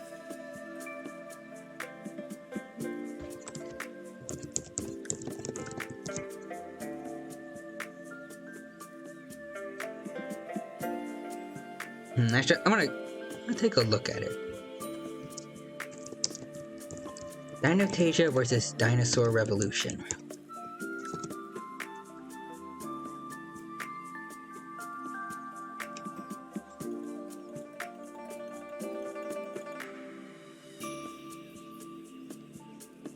Oh wait, hold on, I see it. Dinotasia is a movie version of it that's more awesome, bro. I see. But the narrator never tells us what the animals are and barely ever shows up. Oh, I see. I mean, I guess that's an interesting decision on their part. So overall, much worse. I mean, I'd say it's difficult for anyone to make a full documentary series into one movie and make it good. I mean, there's a lot of stuff that you kind of have to force into that.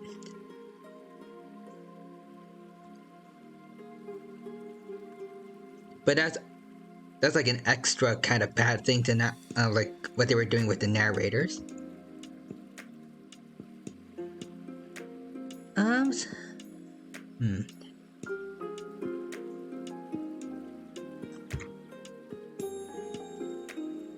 Speaking of movies and dinosaur documentaries, who here remembers Walking with Dinosaurs 3D? That one was quite a bit of a mess, I'll be honest. I will say though that I've seen versions, especially on YouTube, where people manage to get rid of the annoying voiceovers. And the movie's actually a lot more tolerable without those. I do She likes me and oh yeah, I remember that quote.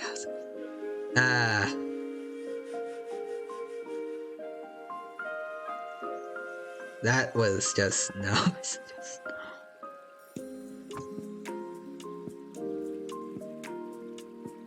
I don't know. Hold on. When was it released? What? I saw when it was first released. So let's see. Walking with Dinosaurs 3D. 2013. So let's see. I would have been like 11 when I watched that. Alright. Yeah, that was an interesting sort of documentary movie things. And I gotta say that it did not do the actual Walking with Dinosaurs series justice, but like I said earlier, without the annoying voiceovers, it actually isn't too bad. Of course, nowadays, because of how old it is, it's outdated. Like, the Gorgosauruses in that movie are actually now believed to be... Well, not believed, they're confirmed to now be a new species of Tyrannosaur called Nanukosaurus. And the Troodons they had in that movie, Troodons long since been considered to be a species. And also, I don't believe the Alaskan giant troodontid are actually supposed to be like just Troodon, but like just a whole new species that I don't believe has been given an official name just yet. I heard people say that the giant Arctic troodontid was the largest troodontid we know of that's been named. I think it's like Latervenetix or so. I don't remember the exact name, but there's also people who are saying it definitely wasn't like considered by scientists to be the same species. You know, there's a fixed version of ironically called Prehistoric Plant. Huh. Interesting. Narrated by Benjamin Cumberbatch. I'll have to look into that. Well, hold on, so I feel like I remember that.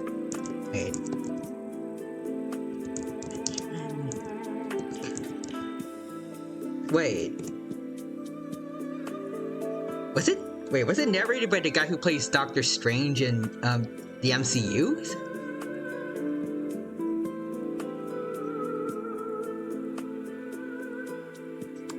Wait.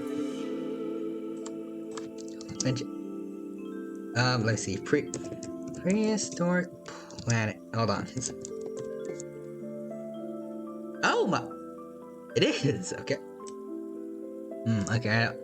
I'll be very interested to get to watch Walking with Dinosaurs.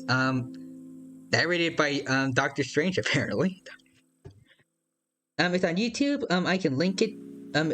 If you want to see it later, it's very nice. I actually love to see it. So I'm sure. I believe it should be okay to post links in chat. I don't know for sure. There's I think the stream bot I have should be okay with it, I think. Okay. Yes. I'm looking at it from my phone. Alright, so I'll save that for later. But thank you for showing me it. And I'll be looking forward to watching that later. Alright. And for the T-Rex, okay, so it's got kind of amberish eyes. So I think I know what I want to do here. After all, I have amber eyes for myself. Let's see.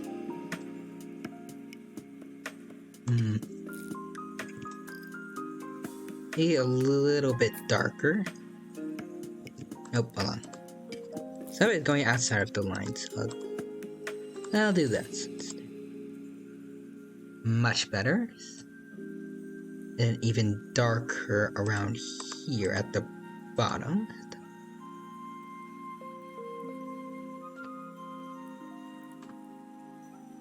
Let's do this. And use this brush here. There we go. You're welcome. And I guess also, I guess I didn't give you really a chance to say, so, I guess what are your general thoughts about, on Walking with Dinosaurs 3D, like, I guess, original version and all, I guess, if you want to talk about it. Oh god, that does not look, that looks scary. Maybe if I...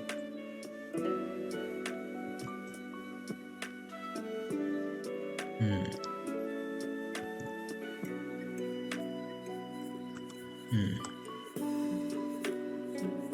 We have something. That looks a bit off. I just really want an official release on like TV, HBO Max, or Disney Plus. Same. Probably not on Apple TV though, because with the actual, well, not actual, but like the other prehistoric planet being released, there it probably get people confused.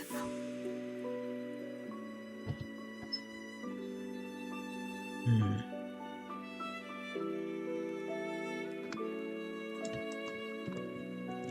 What do you think about to make this T-Rex's eye look? Without it looking absolutely terrifying. Hold on, what if I add this, the white spot on now?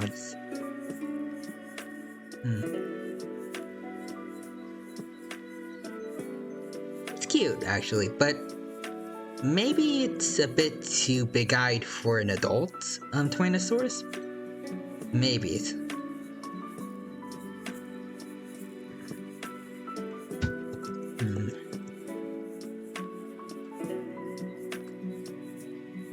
Maybe it's...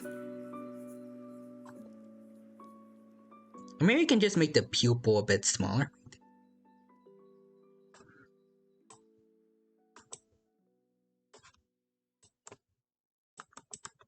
There we go. That kinda works, maybe. We'll have to workshop that. Maybe I want to give it a bit of like an eye shine to it too.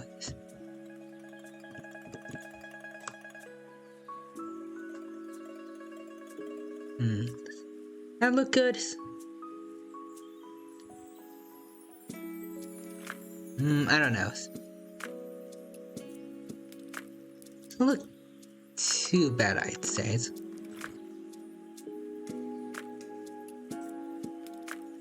Well, I guess for now, I'll try to work on the rest of the body as well. That's...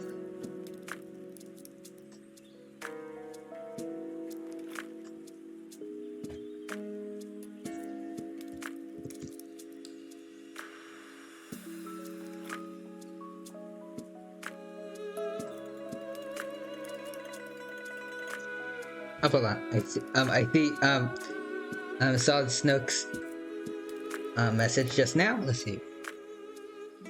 Alright. I liked it as a kid, but as an adult, I find it annoying, like how weird and annoying Patchy can be.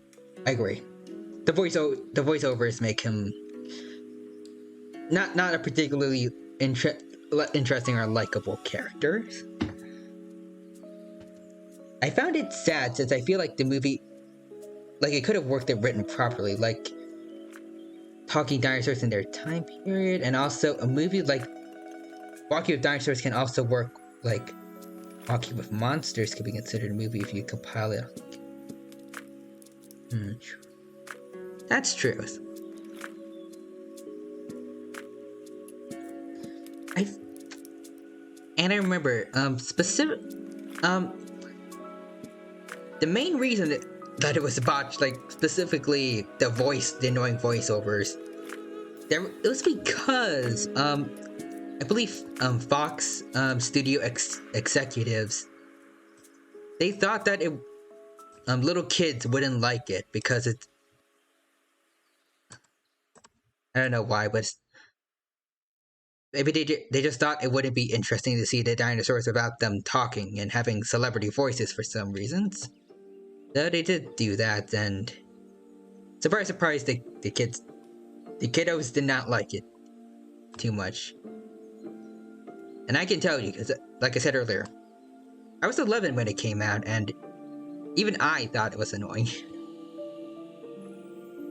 And I don't personally would believe that even as a kid, I didn't have particularly good tastes in movies. And I still find it kind of off-putting. Then I watched Disney's Dinosaurs, I realized a good that good talking for older kids haven't done good there before.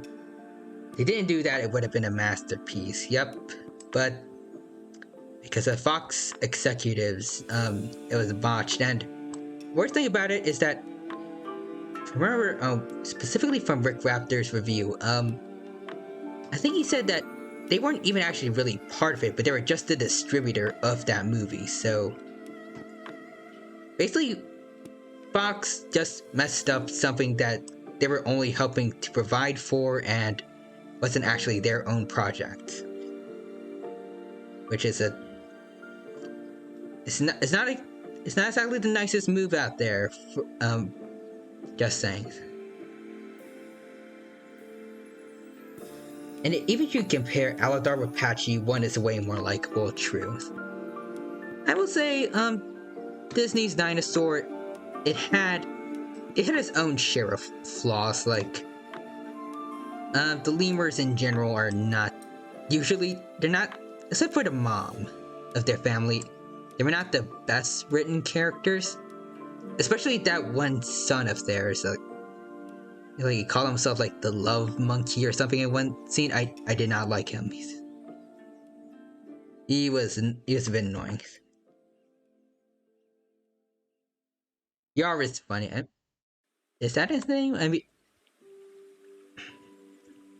I don't remember everything that he said, but for the most part, at least to me, he's a bit annoying. But I'd actually still probably watch him over Patch. Well, Patchy. Oh, Yaris the dad. Well, actually, yeah, I think the dad was an interesting character, at least.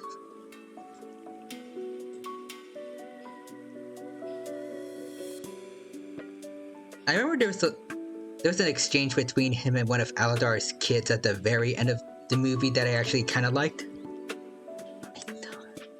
I don't remember exactly what happened in it, but I remember laughing at it.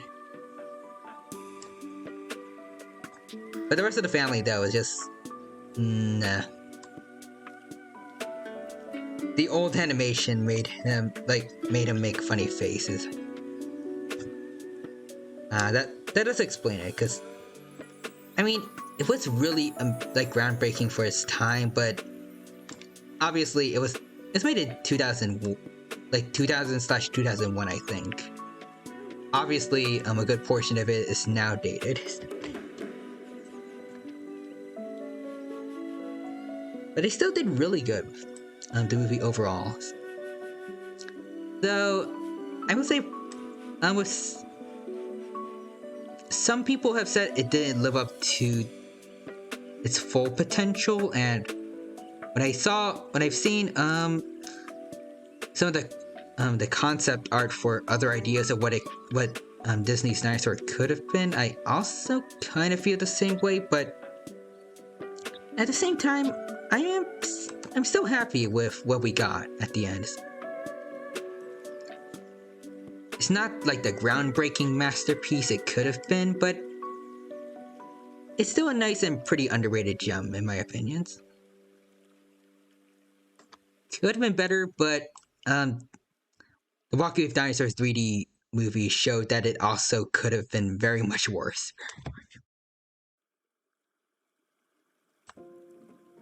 And it did give birth to probably one of the most iconic Carnotaurus designs out there.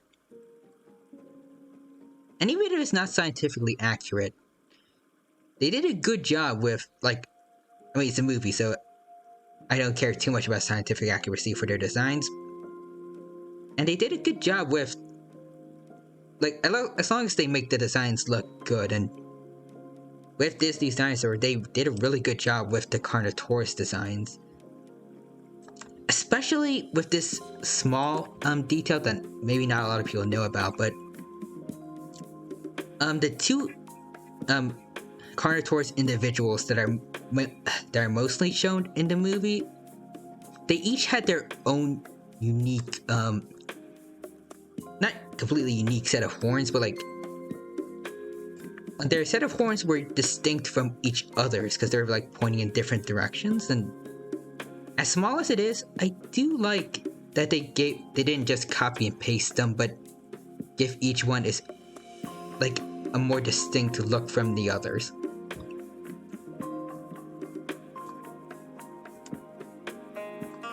Like just kind of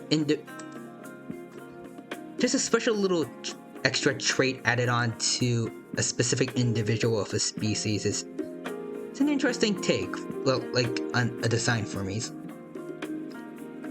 Which reminds me of Jurassic World Dominion's prologue, where they showed a huge herd of I think Pseudoceratops, and one of them had like a damaged horn, and just that uniqueness for at least one individual. I feel like it's a cool idea. It could have contributed to Carnotaurus' popularity before Fallen Kingdom. That is true. Excuse me. That is true. Like, besides T-Rex and Spino because of the Jurassic Park movies and such, I think Carno was probably one of the most popular and most well-known theropods out there. Possibly even more so than Allosaurus, even though I'm pretty sure Allo has more, I guess, like, more representation, like, children's dinosaur books and stuff like that. And the movie also had a Pteranodon Sternbergia with pycnofibers. Oh, hold on. Boo! How are you doing, Imperial? I'm doing good, Alexander. So, hope you're doing well too. Welcome to the stream. Hope you're having a good day today, and thank you for stopping by. It's good to see you here. Right now, we are drawing a fellow T-Rex of ours. In celebration of Prehistoric Kingdom's early access release. So I am attempting to draw one of their T-Rexes. Specifically this skin here. With the feathering that I don't think is actually present on this specific picture, but it's here. So I guess I'll try to follow this kind of color scheme as much as I can, and then draw some feathers on top of it, like this. So far, it's not looking quite the best, but I'm getting around to it.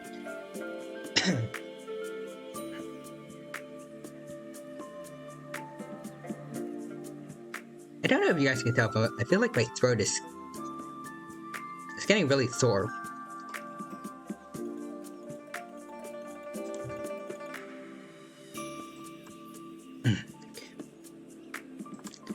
But yeah, I hope that you're having a good day today, and that you enjoyed the stream.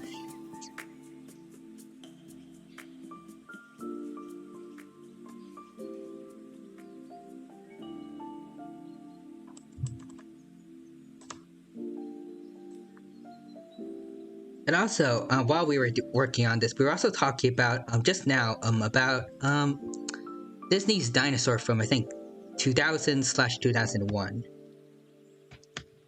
And Solid Snook 19 just mentioned, apparently they had a Pteranodon, Sternbergia, that actually had pycnofibers, and I think I remember seeing that, like, if you look closely at it. Let's see,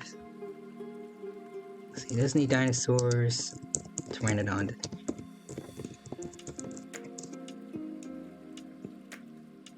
Nope, not that one. I saw the one from The Good Dinosaur.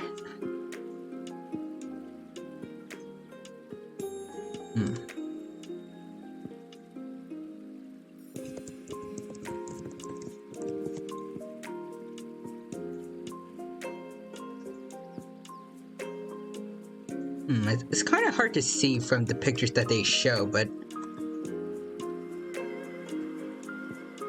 maybe it's just Google not having any good pictures of it, but it's hard to see if they do have pycnofibers on them or not.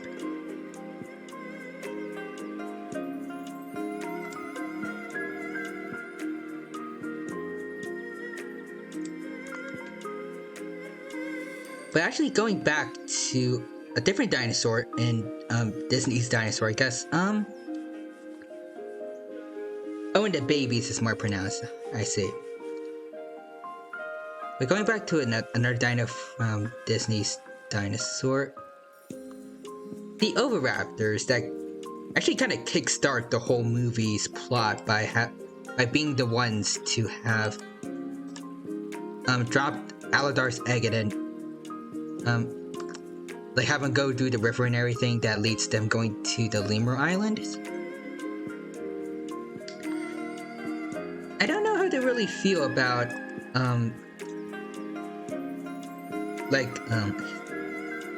their presentation as being egg thieves again.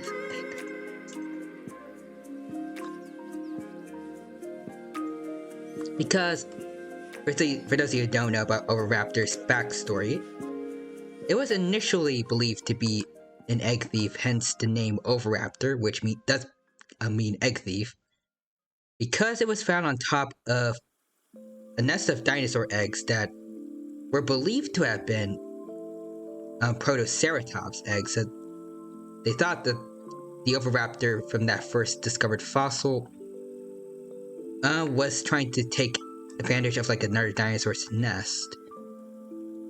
But even the original person who described Oviraptor did state that he felt it could have been a misrepresentation, and it turns out it actually was, as it was later revealed that that nest was actually the Oviraptor's own nest, and it was probably just a mother taking care of her own babies as opposed to trying to eat someone else's.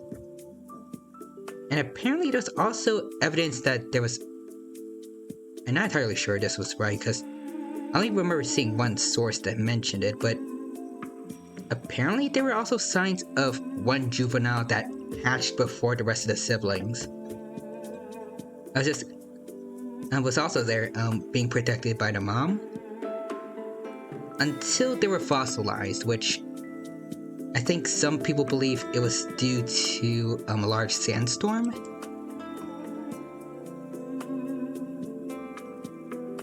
I mean, granted, it's not entirely possible, like, given we have no idea what the diets of most Oviraptors could have been, because their beaks don't really show too much in terms of, like, I guess specialization into certain foods, but while they could have gotten, like, they could have eaten eggs, maybe, but I don't know.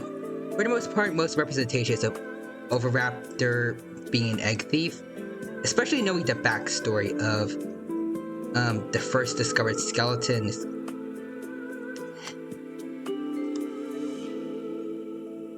I don't really like it. It feels off-putting to me, I guess.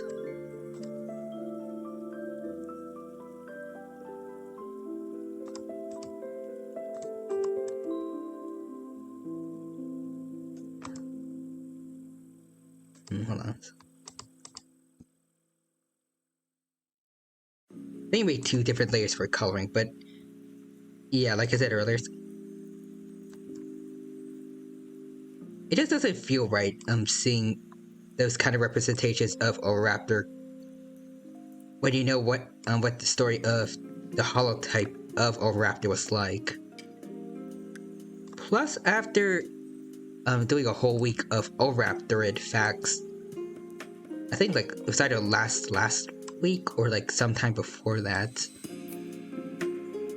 there were Oviraptor wasn't the only one in its family that was like that. There's actually quite a few different fossils of several Oviraptorids being buried on top of their nests. I believe there's, I think four specific genuses have been found to have done that. And like, I guess like kind of more direct proof that they had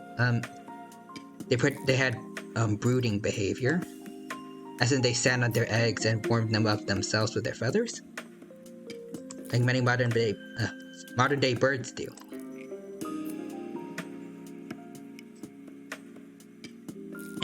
even though they don't have direct evidence, it's pretty reasonable to say that other oviraptorids would have done the same things too.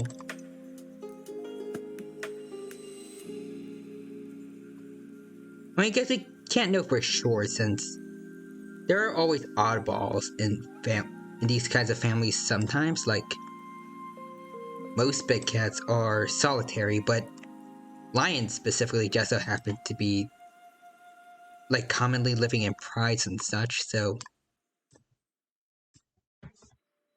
I mean, some oviraptors might have not been the best of parents, but as far as we know, they would all look after their own young.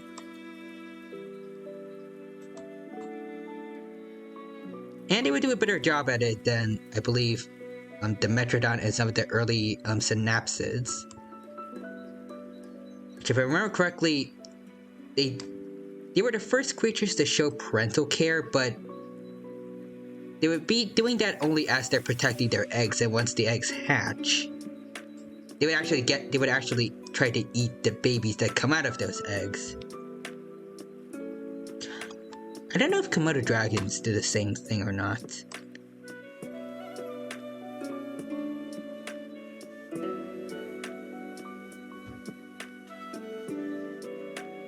I know that they do eat, like, they can even eat their own young, but I don't know if they actually stick around to protect their nests or not.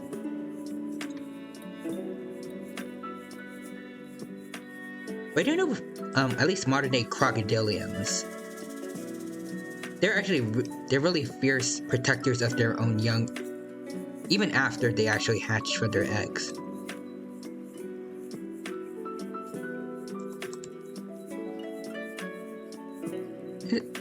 And two things. One, that's really nice of them, and also second, it kind of makes me think, like, kind of doubt the idea that some people say that reptile brains don't really have the capability of feeling like emotional bonds towards others, of at least not feel emotional bonds in the same way mammals do.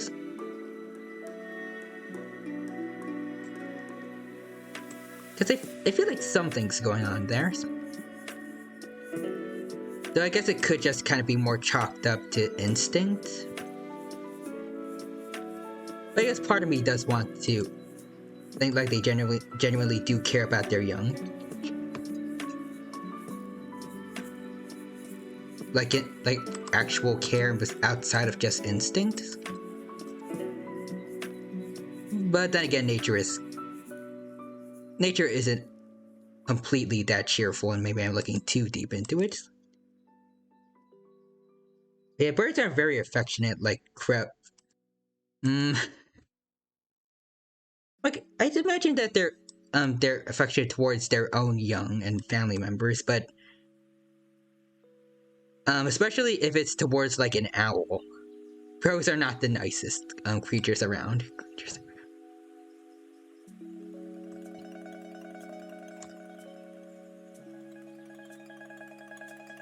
Well, I think it's owls and crows, or it might be ravens. I should know that some kind of corvid has some serious beef with owls. And they'll attack each other pretty much on sight.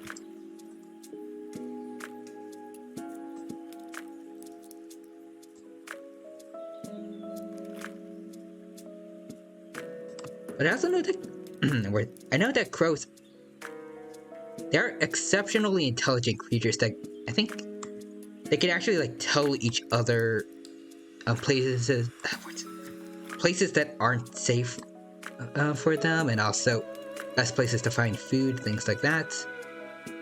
I believe so, at least.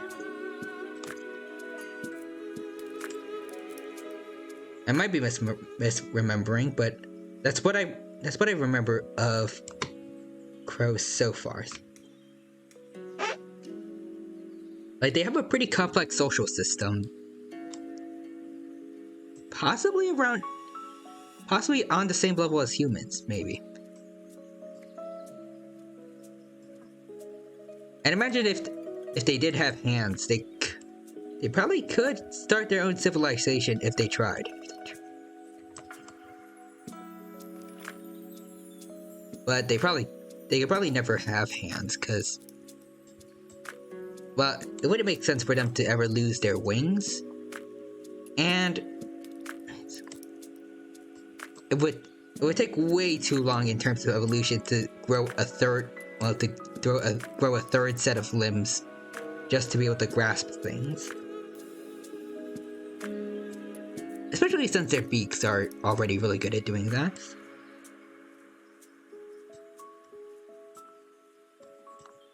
I guess now that I think about it, there are kind of birds that already utilize fire, like, I don't know if it's a specific species, but I think hawks in Australia have been recorded intentionally setting fire to forests in order to scare away prey and then kind of snatch up any prey that's fleeing from the flames and are out in the open.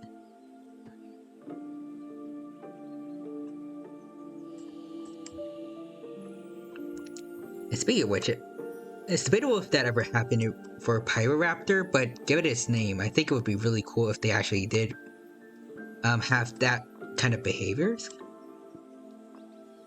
I mean, it'd be cool for, like, people watching, but it would not be the nicest for nature.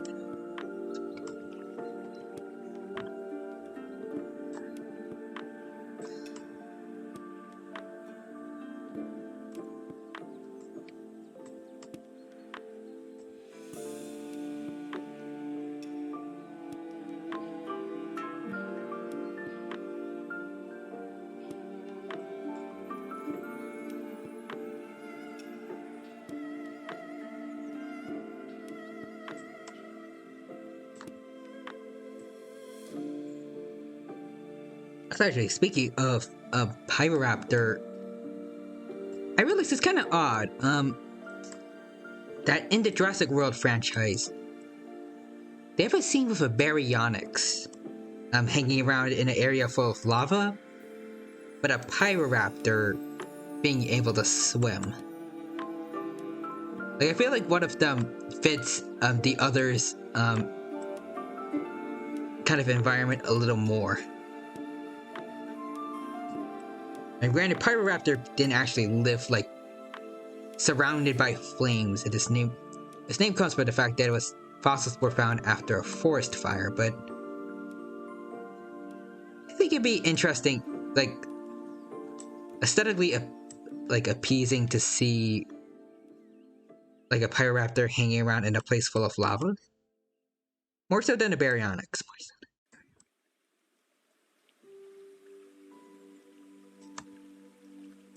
Though, granted, I don't think a Baryonyx would be going deep into ice-cold water like Pyroraptor was in that one Jurassic World Dominion trailer.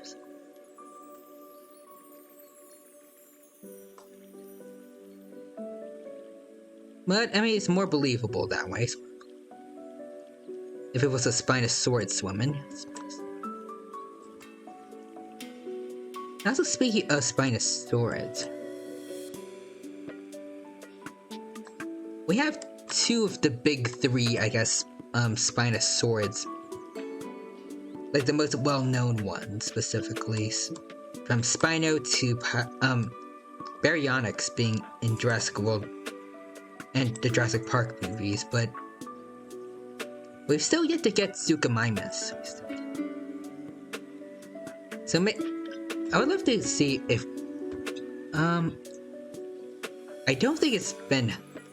Like, I don't think it's gonna be featured in Dominion, but I've heard rumors that the Jurassic World trilogy ending is not going to be the end of the Jurassic Park franchise. So if they do decide to keep making more movies, then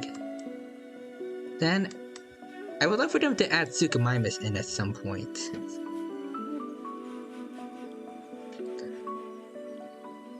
And not just, hold on. I forgot what I was gonna say.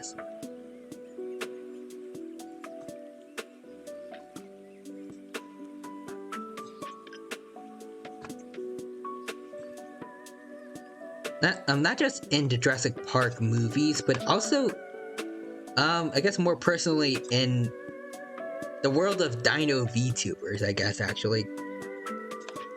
There are there's a few Spinosaurus VTubers, like Mars the Spinosaurus, Mars the Spino King, and I know a few Baryonyxes, but I've yet to see any other Dino VTubers that are Spinosaurs. Like there are more unique genuses like Suchomimus or like Oxalila.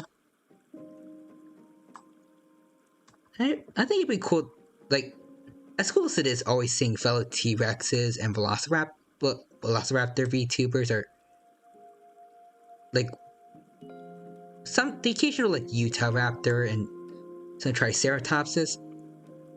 It would be nice to see some more Dino VTubers of, I guess, more underrated species. Like I know for example, I guess Zard Raka is a Dino VTuber who's a Metriacanthosaurus. And I have a friend named Dibble who's also a fairly unique theropod within the Dino VTuber community, being a Carcharodontosaurus.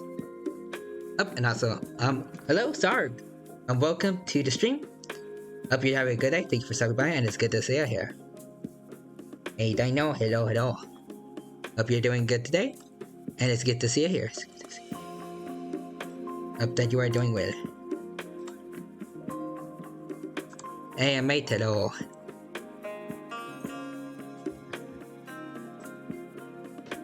Right now we are drawing a T-Rex from Prehistoric Kingdom to celebrate the early access release of Prehistoric Kingdom. I'm not doing the best job at following the actual color scheme of it, but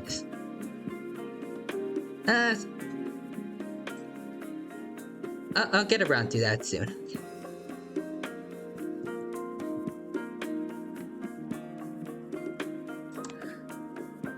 Just gonna want to keep playing around a bit with the colors a bit.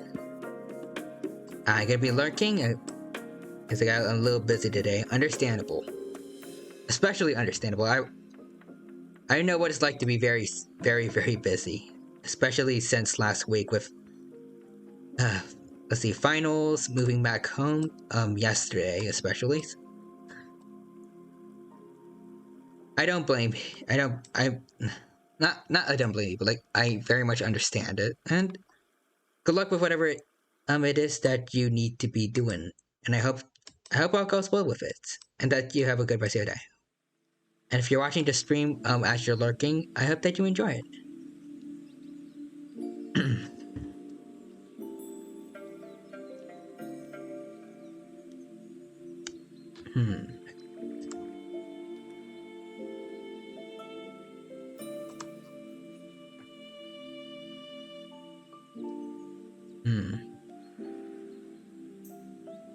Actually, I didn't realize this, but it looks like this T-Rex skin has like little bits of scars on its side or something like that.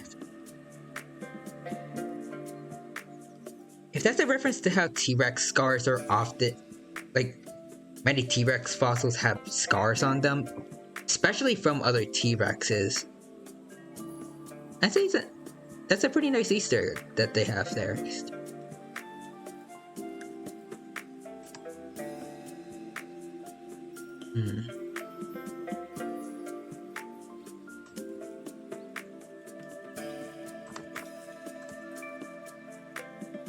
Oh, well, that ain't it. Nope. Get rid of the eraser. Nope. That's much better. Alright. I saw like little kind of stripe things around here. Sort of.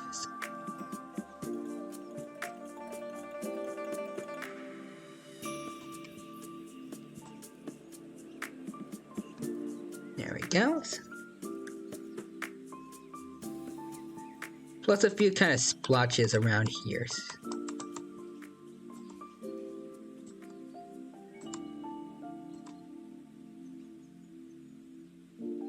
Nah, I don't think that looks, that matches it quite right. Let's see.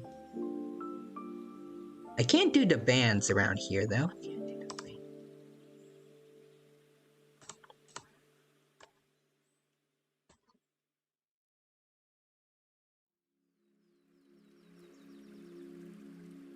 There we go.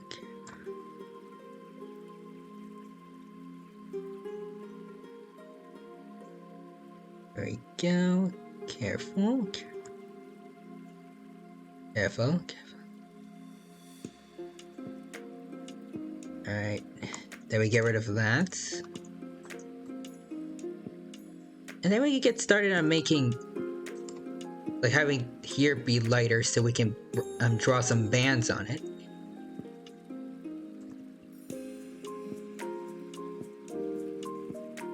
Go.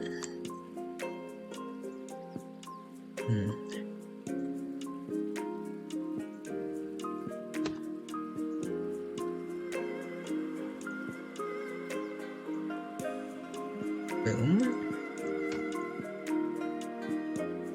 And boom.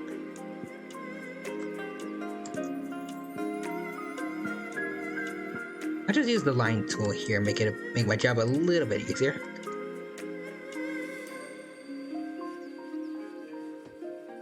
There we go. Boom. The boom, boom. Boom. Boom. There we go. And we're almost at the end. And then we start drawing bands on along its tail. There we go. Kind of darker in coloring. A bit more like the rest of the body here. So I'll use those colors for the bands. Nope, I did not want to do that.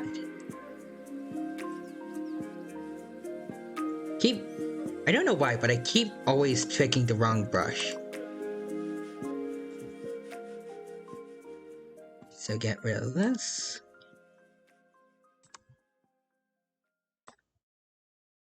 Alright.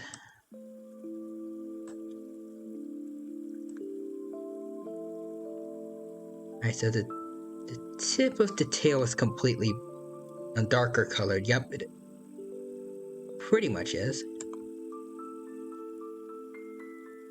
And then the rest are going to be bands along the sides.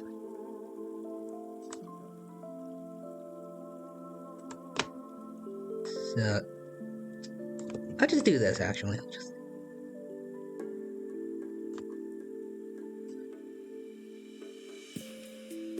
And then we can erase the other the parts that are kind of sticking out from here.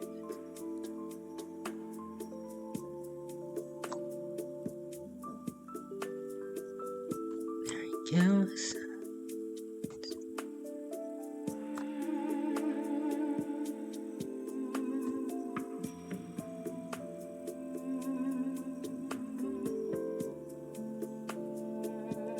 Alright, so now we can get rid of this.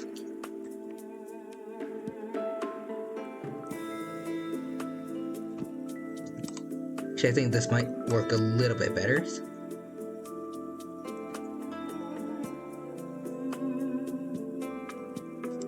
Oh, whoops, I don't know what I did there. Carefully.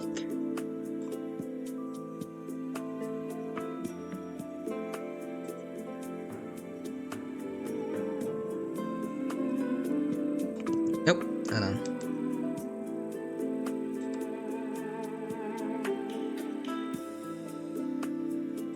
I think I'll just use the normal eraser. It'll be easier that way.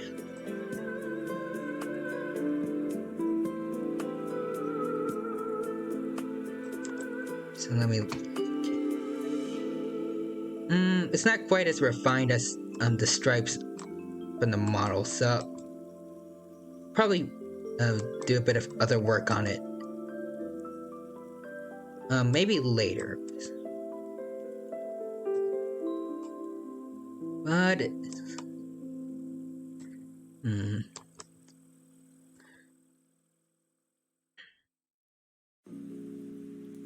Okay, I think we've reached the 4-hour mark today, and oh, hello there. Hold on, Ozark, Felstar. Hello there. Hello. Thank you for the raid just now. I appreciate the support, and I hope that you all had a good stream, just now, and that you all have a good time here as well. Hello. Let's see. I see KN0 Gaming, Aussie Raids all around. Art stream, let's go, yes. Funny thing is, as you guys were coming in, I was about to say that maybe I should stop for today, but since you guys are all here, I might as well keep going a little bit longer. And thank you for the host just now. I appreciate that. And thank you for following KN_CR0 Gaming. I definitely messed up your name, so sorry. But I hope you had a good time here, and that the stream you guys came from just now was super fun, and that you had a good time. I hope you have a good day timing out. I am having a good day. I'm Ozric Felstar. Thank you for asking, and I hope that you had a good stream earlier, and I hope whatever it is that you guys were doing, that you had a good time there. You're fine. 0 is okay. Alright. Should take note of that. But yeah, right now, we're drawing, as you can tell, we're drawing dinos, and it's in honor of Prehistoric Kingdom, an indie game that is now going into, early access release. So, maybe in the near future, I shall be streaming it and see what the game's like.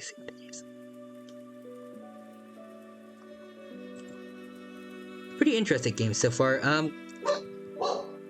If any of you know like the Zoo Tycoon games or like the Jurassic World Evolution games, it's kind of like that. It's like a park builder game where you make your own zoo of prehistoric animals, and they're all scientifically accurate too. Well, some of them take creative liberties for like their alternate skins, but for the most part, it's scientific accuracy first and foremost for their designs, and they make them look really good while sticking to scientific accuracy.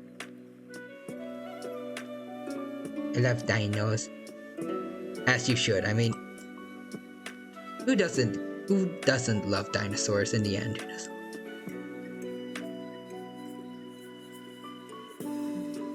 And it looks good. Thank you for that. Thank you for saying that. I'm glad that you like it. Words. This game seems fun. It is gonna be pretty fun, I'd imagine.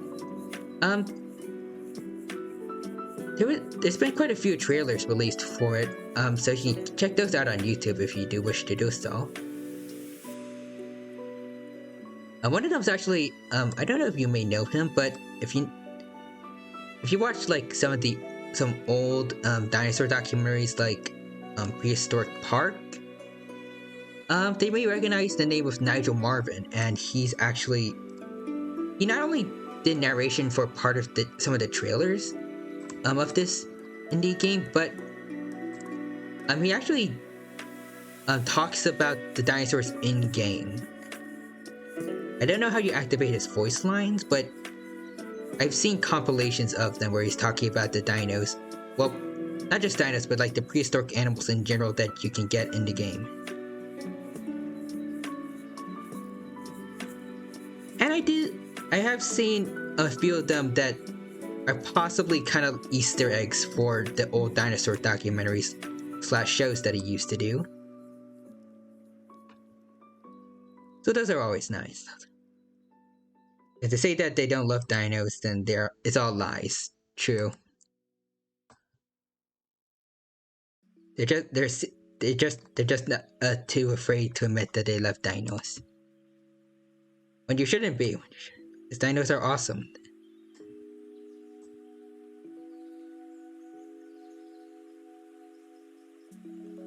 Hold on. I'm trying to work on the stripes here for this Rex. Well, hold on. Wait, hold on. They're supposed to be bands. Okay, I might have messed it up a bit, but that's okay. That's okay. Give me a bit. Hold on.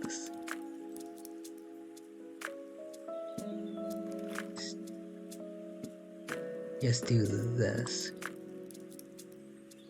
Look, wait, not that big. Not that big. Do this. Get rid of this here, this here, this here. This. And this.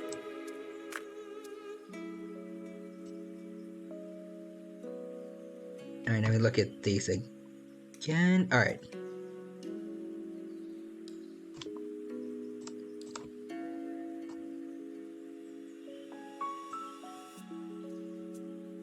There we go. Yeah, this one can look more like a stripe, I guess.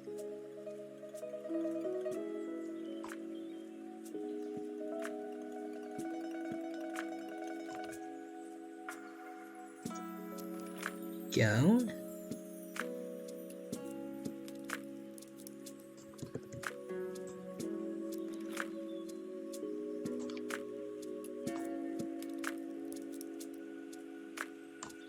Alright. See here. This one also could look like a stripe too, but maybe the point could be a little lower down.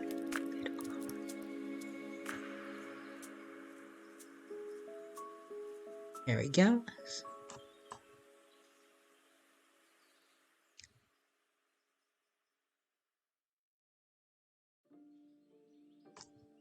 Wait, hold on, where'd the music go? Okay, just want to make sure I still had it on loop. Okay. There we go. Get rid of all this. Still a little bit here that I need to get rid of.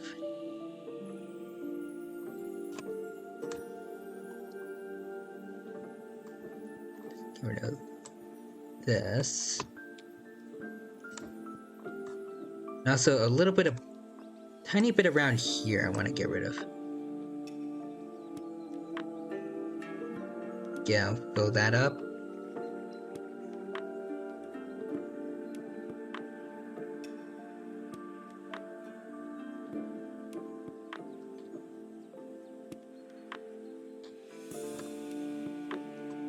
Here as well.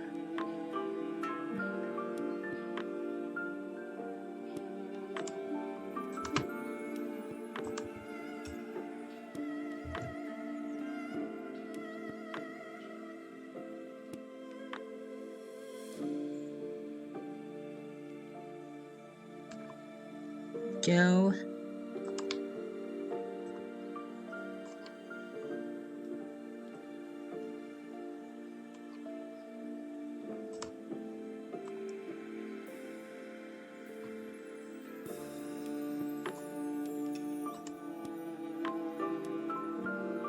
Nope. And a little bit under the lines. There we go.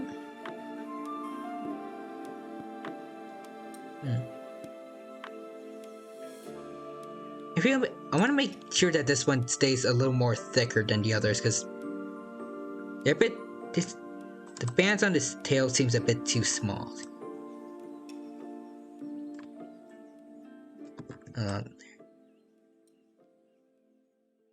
Hold on.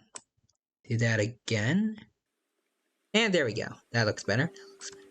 Let's tidy all this up.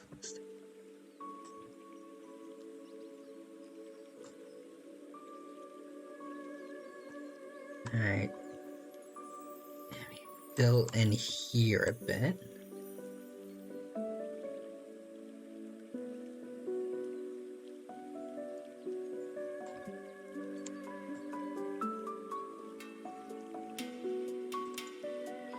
Go.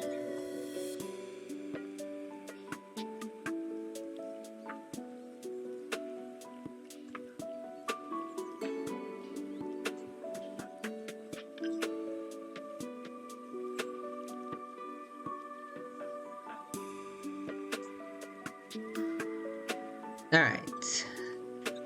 I think this looks alright, not the worst. It's not the worst.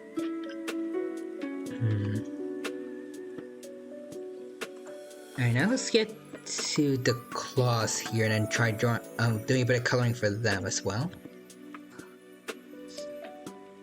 Go. Just wanna make sure this looks right. Alright. I guess I'll go with that.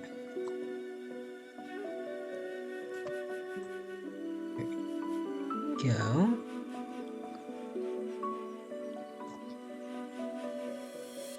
And then the claws over here on this hand as well.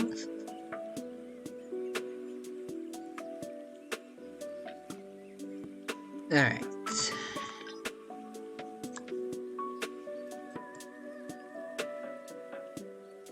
And I think I might actually... I think I'll stop here for now. I'm a bit tired, and we've hit the 4-hour mark now, which is an hour longer than what I normally do for my stream. So I think I'll stop here for today, and I'm going to go find someone else on Twitch to raid. Plus, I need to give myself time to do catch up on my replies on Twitter, and also do today's Dino Fact. So let's see. Tara is another T-Rex VTuber. She's also doing art right about now, so I'm sure I'll transfer you guys over from one T-Rex doing art to another one.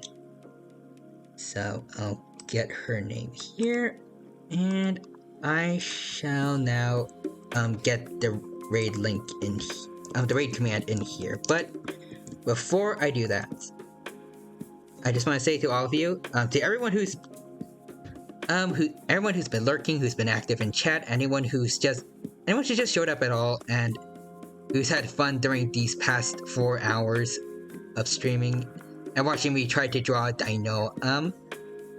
I hope you all had a good time here, and I hope to see you all next time when we continue on with this T-Rex drawing, and in some of my other streams where we just play games, draw, hang out together, talk with each other, just have a jolly good time and be buddies. But until then, take care, have a good rest of your day. I shall transfer you over to my fellow T-Rex friend now, and bye-bye, I guess. Oh. Since the raid's been created, but I don't know how to... I don't see the thing where it says, like, to actually start the raid. Hold on, let me try that again. Raid tar. You already have a raid in progress.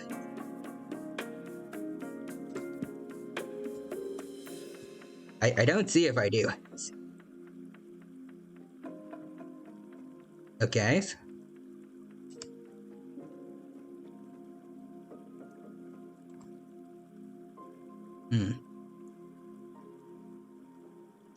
Hold on. This is odd. This is odd.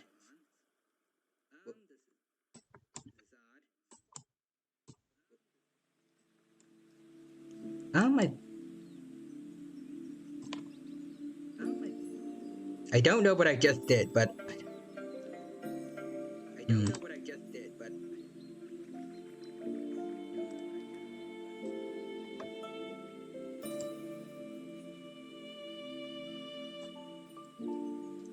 okay, I'm scared, but